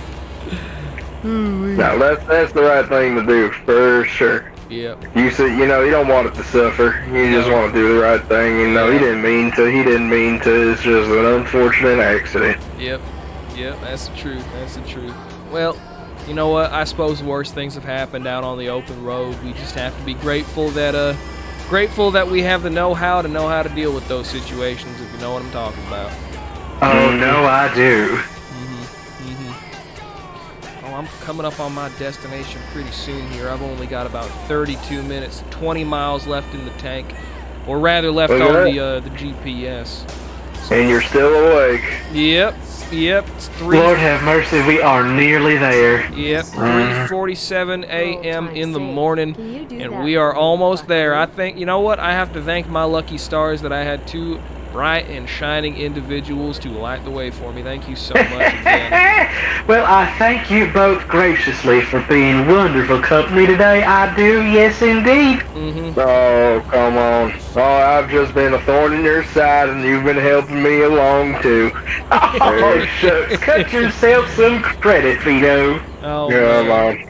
What are you two oldsters gonna be doing after you're done with your current haul? I figure I'm gonna go back up to Seattle, talk to my boyfriend, where I'm gonna take a couple weeks off, because I've been driving for, oh Lord, feels like a month and a half now, non-stop. I'm coming up I on the reckon end I'm of it. gonna hit the hay, take myself a big old nap. I have earned it. And my dear daughter, bless her heart, she has taught me about some sort of FaceTime or SpaceTime on the old phone, and I'm going to use that to catch up with the missus I am. Oh, that sounds lovely. That sounds lovely. I'm coming up on the end of my month as well. And it's been good, besides the last few, but what can you do? And that's gonna keep me for a month and a half probably, then I'm back on the road. Oh, that's delightful. It's always like and I can't help but feel like sailors have their own, brew of shit to deal with, but I can't help but feel like we sort of kin in that sense, the sailor coming back for sea, staying on land for a couple months, and then going back out for a couple months. There's Of course. a lovely ebb and flow to it. It helps me. You know what? It's helped me appreciate home more. Is when I get to spend time at home in my. It ain't much. It's a little house. I say Seattle, but it's more like an Olympia, a little bit rural area. But yeah. Oh, that's what they all say. I do like to tell my friends from outside the province I live in Montreal, because that sounds fancy. But actually, we live in on the South Shore in Candiac. Hey, ain't nothing wrong with that. That's what it is. If you it's just like back in New York. Lived in New York for a summer. If you ain't in the city, then you're upstate. That's how it is. Yep. It's that little piece right there, that little part, that little city. Everything else upstate. Oh boy, I'm having a bit of trouble here. Don't you worry. It's when you're getting close. You're getting close to your destination. There are these little turns, these very tight turns. That they keep the hardest part for the end. They try to test you. But Lord willing, my might is stronger than your roads are tight. Let's see. Where do they want me to park this thing? Oh, this ain't too bad. I can do this, no problem. Hang on, give me a second here. Come on now. Let me see real quick. Make sure I'm right as rain. Oh, come on. There we go. Oh, that is a beautiful park. And with that, I think that's my night. All right. Hey. Congratulations, Big Top. It's been an absolute delight having you on the horn. Oh, come on now. I appreciate that a whole lot. Thank you so much, both of you. Let me tell you something, Rambling Clan. I've been on this road for another week, and the entire time I was thinking about the next time I'd be able to speak to you. Oh, come Look at on. that.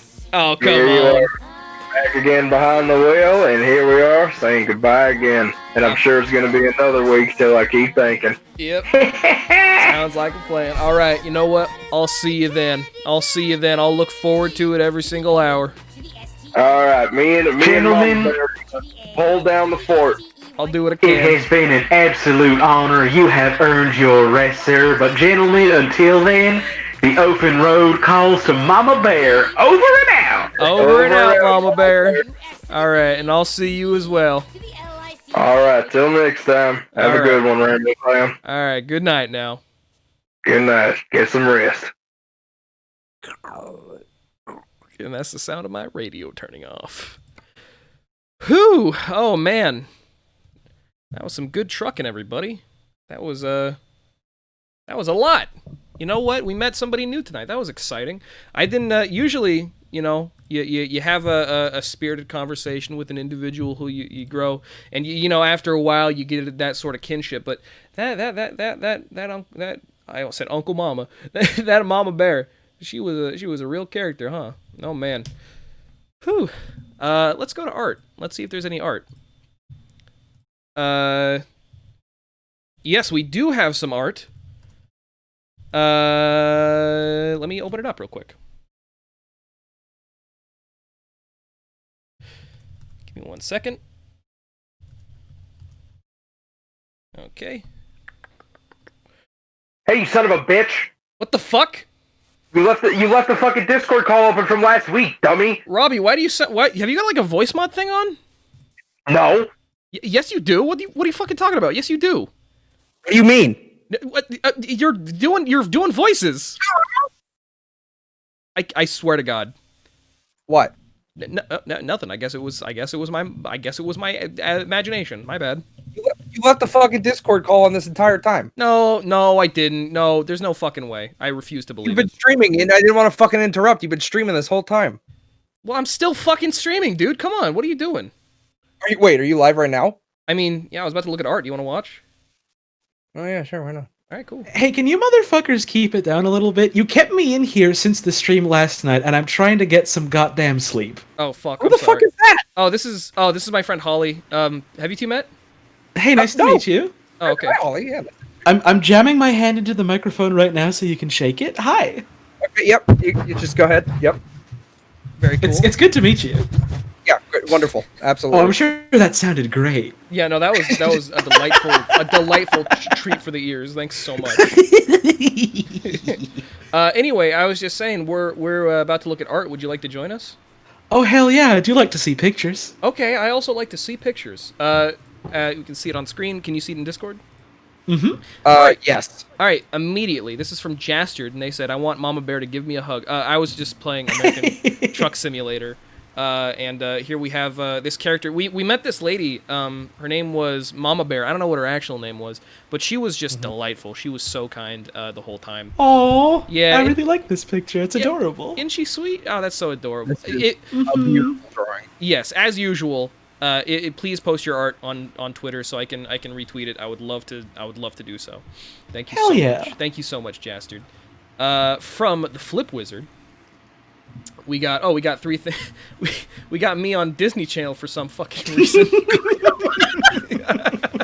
They let that hat on Disney Channel? Yeah, they let that hat. Well, it's because it's a Penn How'd Island. you get away with this? I have no idea. Okay.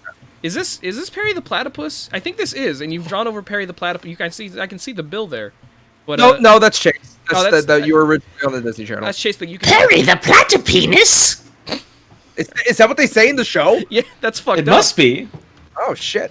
More gas, more fast. That's what they say. That's how you. the more gas you got in your tank, the faster your car goes. I think that's how it works. I've never been taught otherwise. Hell so, yeah. Yeah. So who's to say it's false? Here's Mama Bear again. We were having just for the sake of ease. Do you want to take we can read this out. Holly, do you want to take Mama Bear? Hell yeah.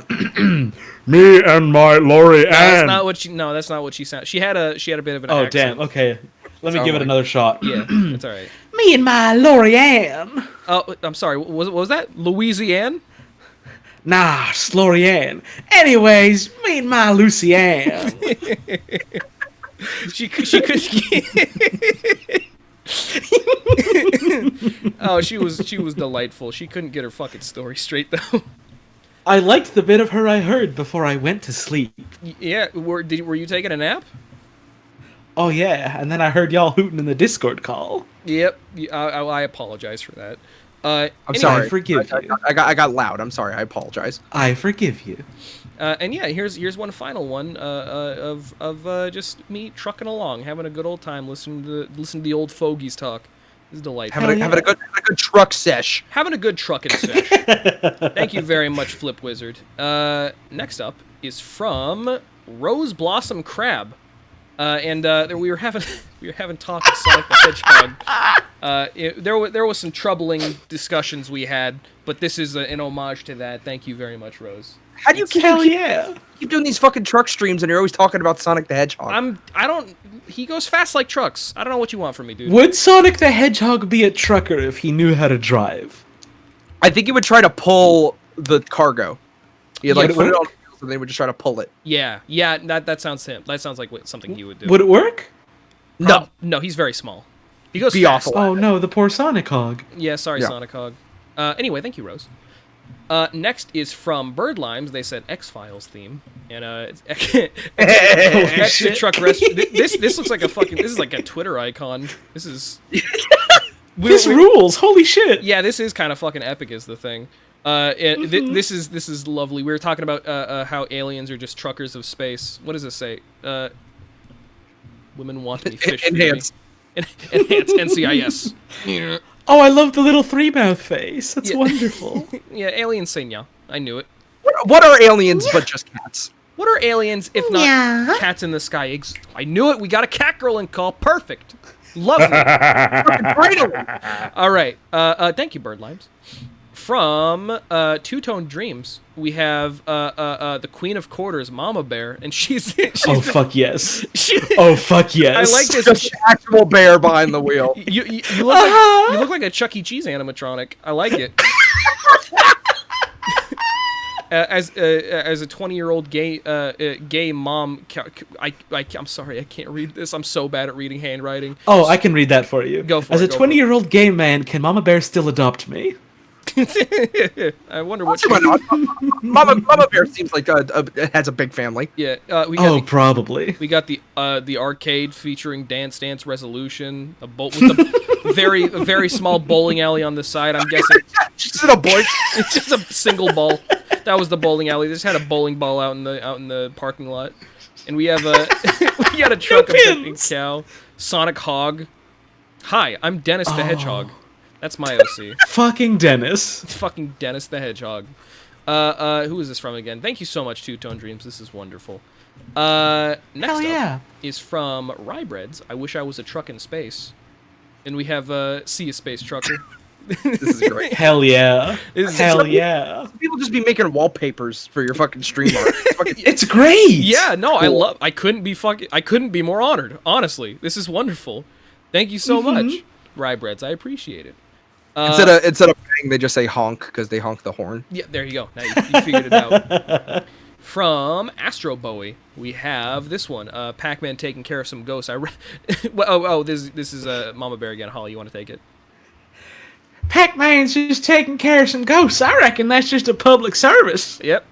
That's you know what? I believe it. I don't trust ghosts. Well,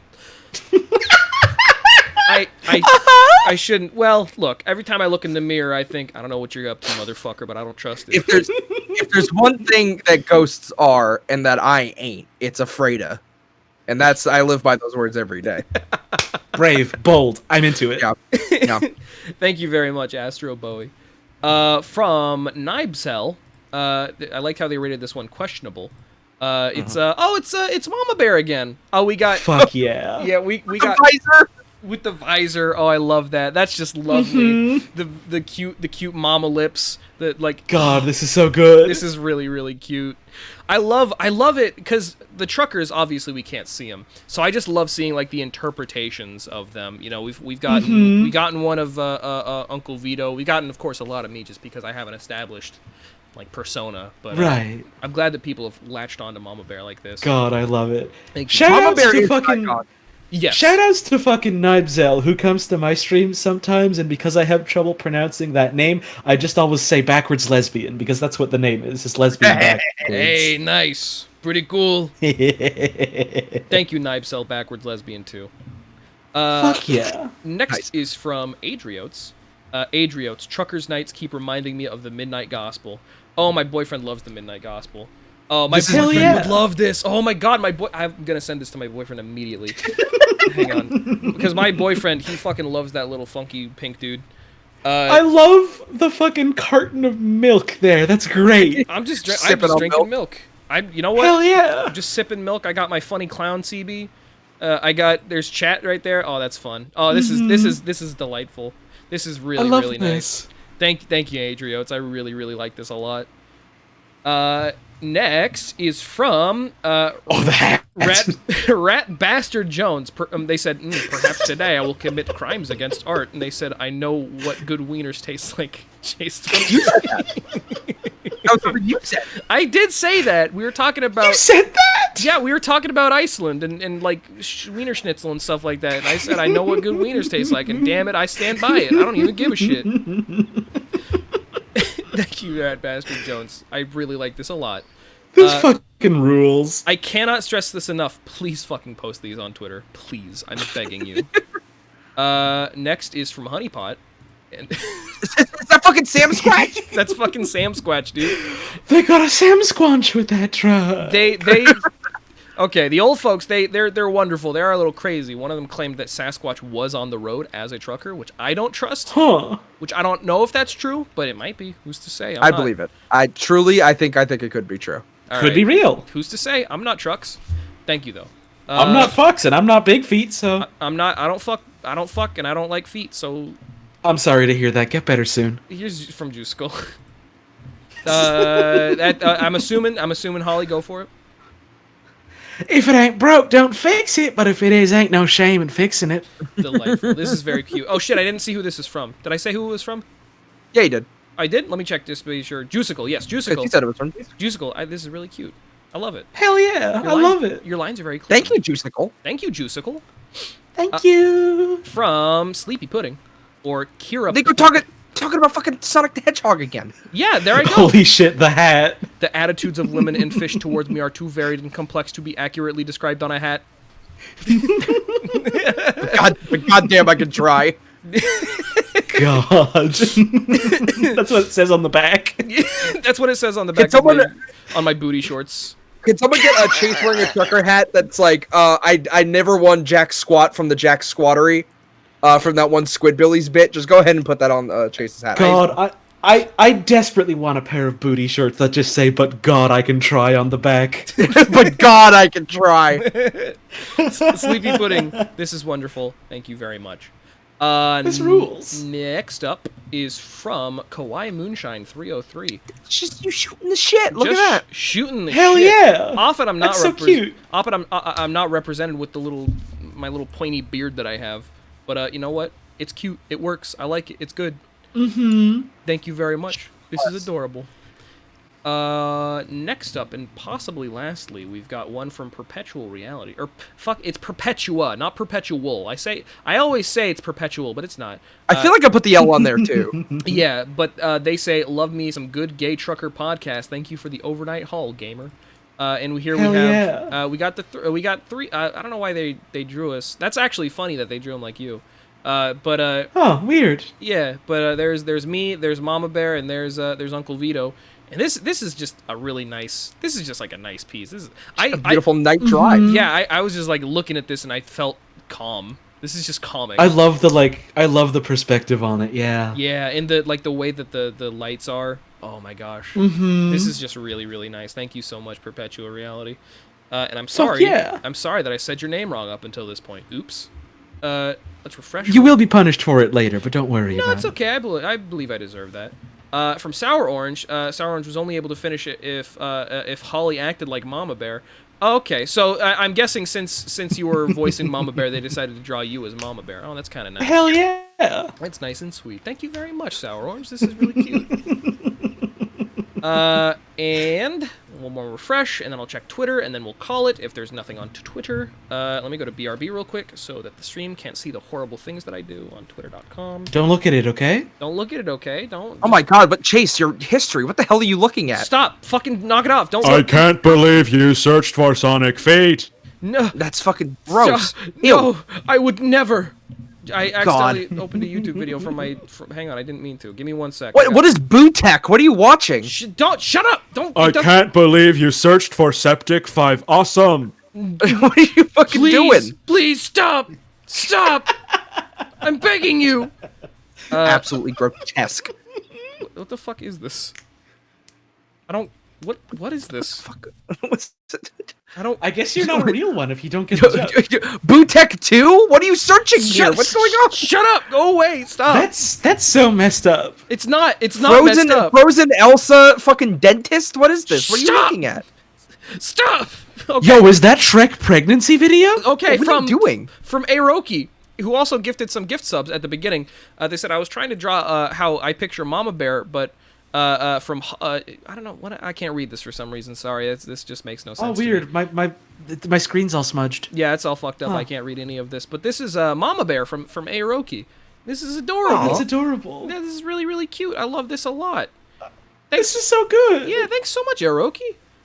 And then from Chris' side, we have an unrelated picture of my Fursona. Wow, great. Wow. Yeah. Very cool. I'm a Fucking puppy. little doggy. That's fine. It's fine. If you draw a dog sometimes, and sometimes it's people. Pupy. Little pupy. Doggy. I love it. I didn't know you were a Doge. Why didn't you want to Shut tell the me? I'm gonna punch you in the mouth. I know that one. Why don't you shut your own goddamn mouth. Hang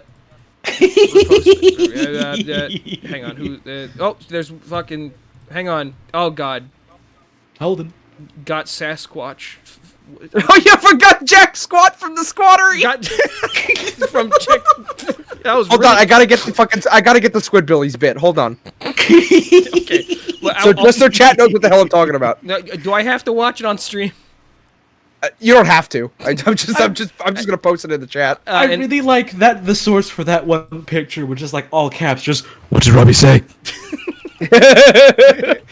God. And finally, from Juicicle, it's I heard you don't trust ghosts. No serious art after 1 a.m. It's okay. I still appreciate it, Juicicle. And with that, I think that we're done. I think that is all of it.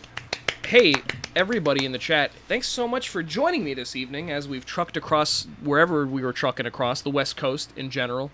Hell yeah. It was lovely, and I would like to thank my 2 guests for joining me here at the very end. It's very kind of you. Hey, thanks for having me. I'd really like to join like at the start next time instead of you waking me up at like 1 a.m. when I'm trying to Yeah, sleep. if you're gonna but do I one of these appreciate it all fucking- the same.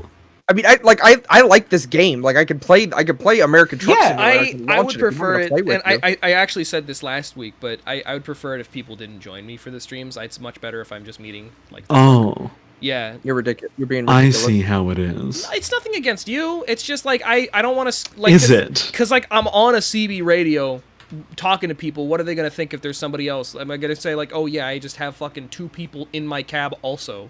That doesn't make any sense. I just don't... I want to Okay. maintain the illusion, that's all. Well, Robbie and I will have our own trucking stream without you. Yeah, and it's gonna be, and we're gonna talk to as many people as possible, and It's going to be so cool. Cooler. It's gonna be cooler than yours. And we're gonna have Jack Squad. What, you're gonna have like 1,000 viewers where we're gonna have 1 million viewers simply? Fuck, And we're gonna break the internet. It's gonna be fucking win, and you're gonna be fail. Just like that one Wreck-It Ralph movie. Yeah. No, stupid. not that one. That one's bad. No, damn it. No, haven't no, seen it. it's Is the it good one bad? now. Fuck. It's the good one It's now. the good one now. We're making it the good one, everyone. Well, tell me where I can find you online. Both of you. Robbie, go first. You can find me in my better streams at Fuck you. twitch.tv/RobbieDude, or if you want to just go to robbie.zone. That's my website. Please go to Robbie Dude on Twitter and send him millions of pictures of Homestuck, please. Thank you. Yeah, go for it. I'll Just get do right it. on Fuck that. it. And I'll get fuck right it. on that. and the other one, Holly. I'm the other one. Hi, everyone. You can find me Twitter at twitter.com/HP_holotones, or you can find me on twitch.website at twitch.website/hollow_tones. It's actually twitch.tv and not twitch.website. No. I don't think that's a valid domain, so don't use that one. Is it? It could be virus site. Don't get a virus. Hang on, I have to look this. I'll look this up afterwards. Yes, so you can find them both HP_holotones and Robbie_dude on Twitter. And you know, it's great. Go follow them. They're both lovely individuals. I'd love to do streams with them at some point, but for now, I think it's a little bit late for that. We did a stream yesterday. That's true. You and I did a stream yesterday, and Robbie and I, we sometimes do Paper Mario streams, but also here's another one from Mama Bear from Duke of Ash. This is lovely. Oh, fuck yeah, Duke, I love your art. And they're just going,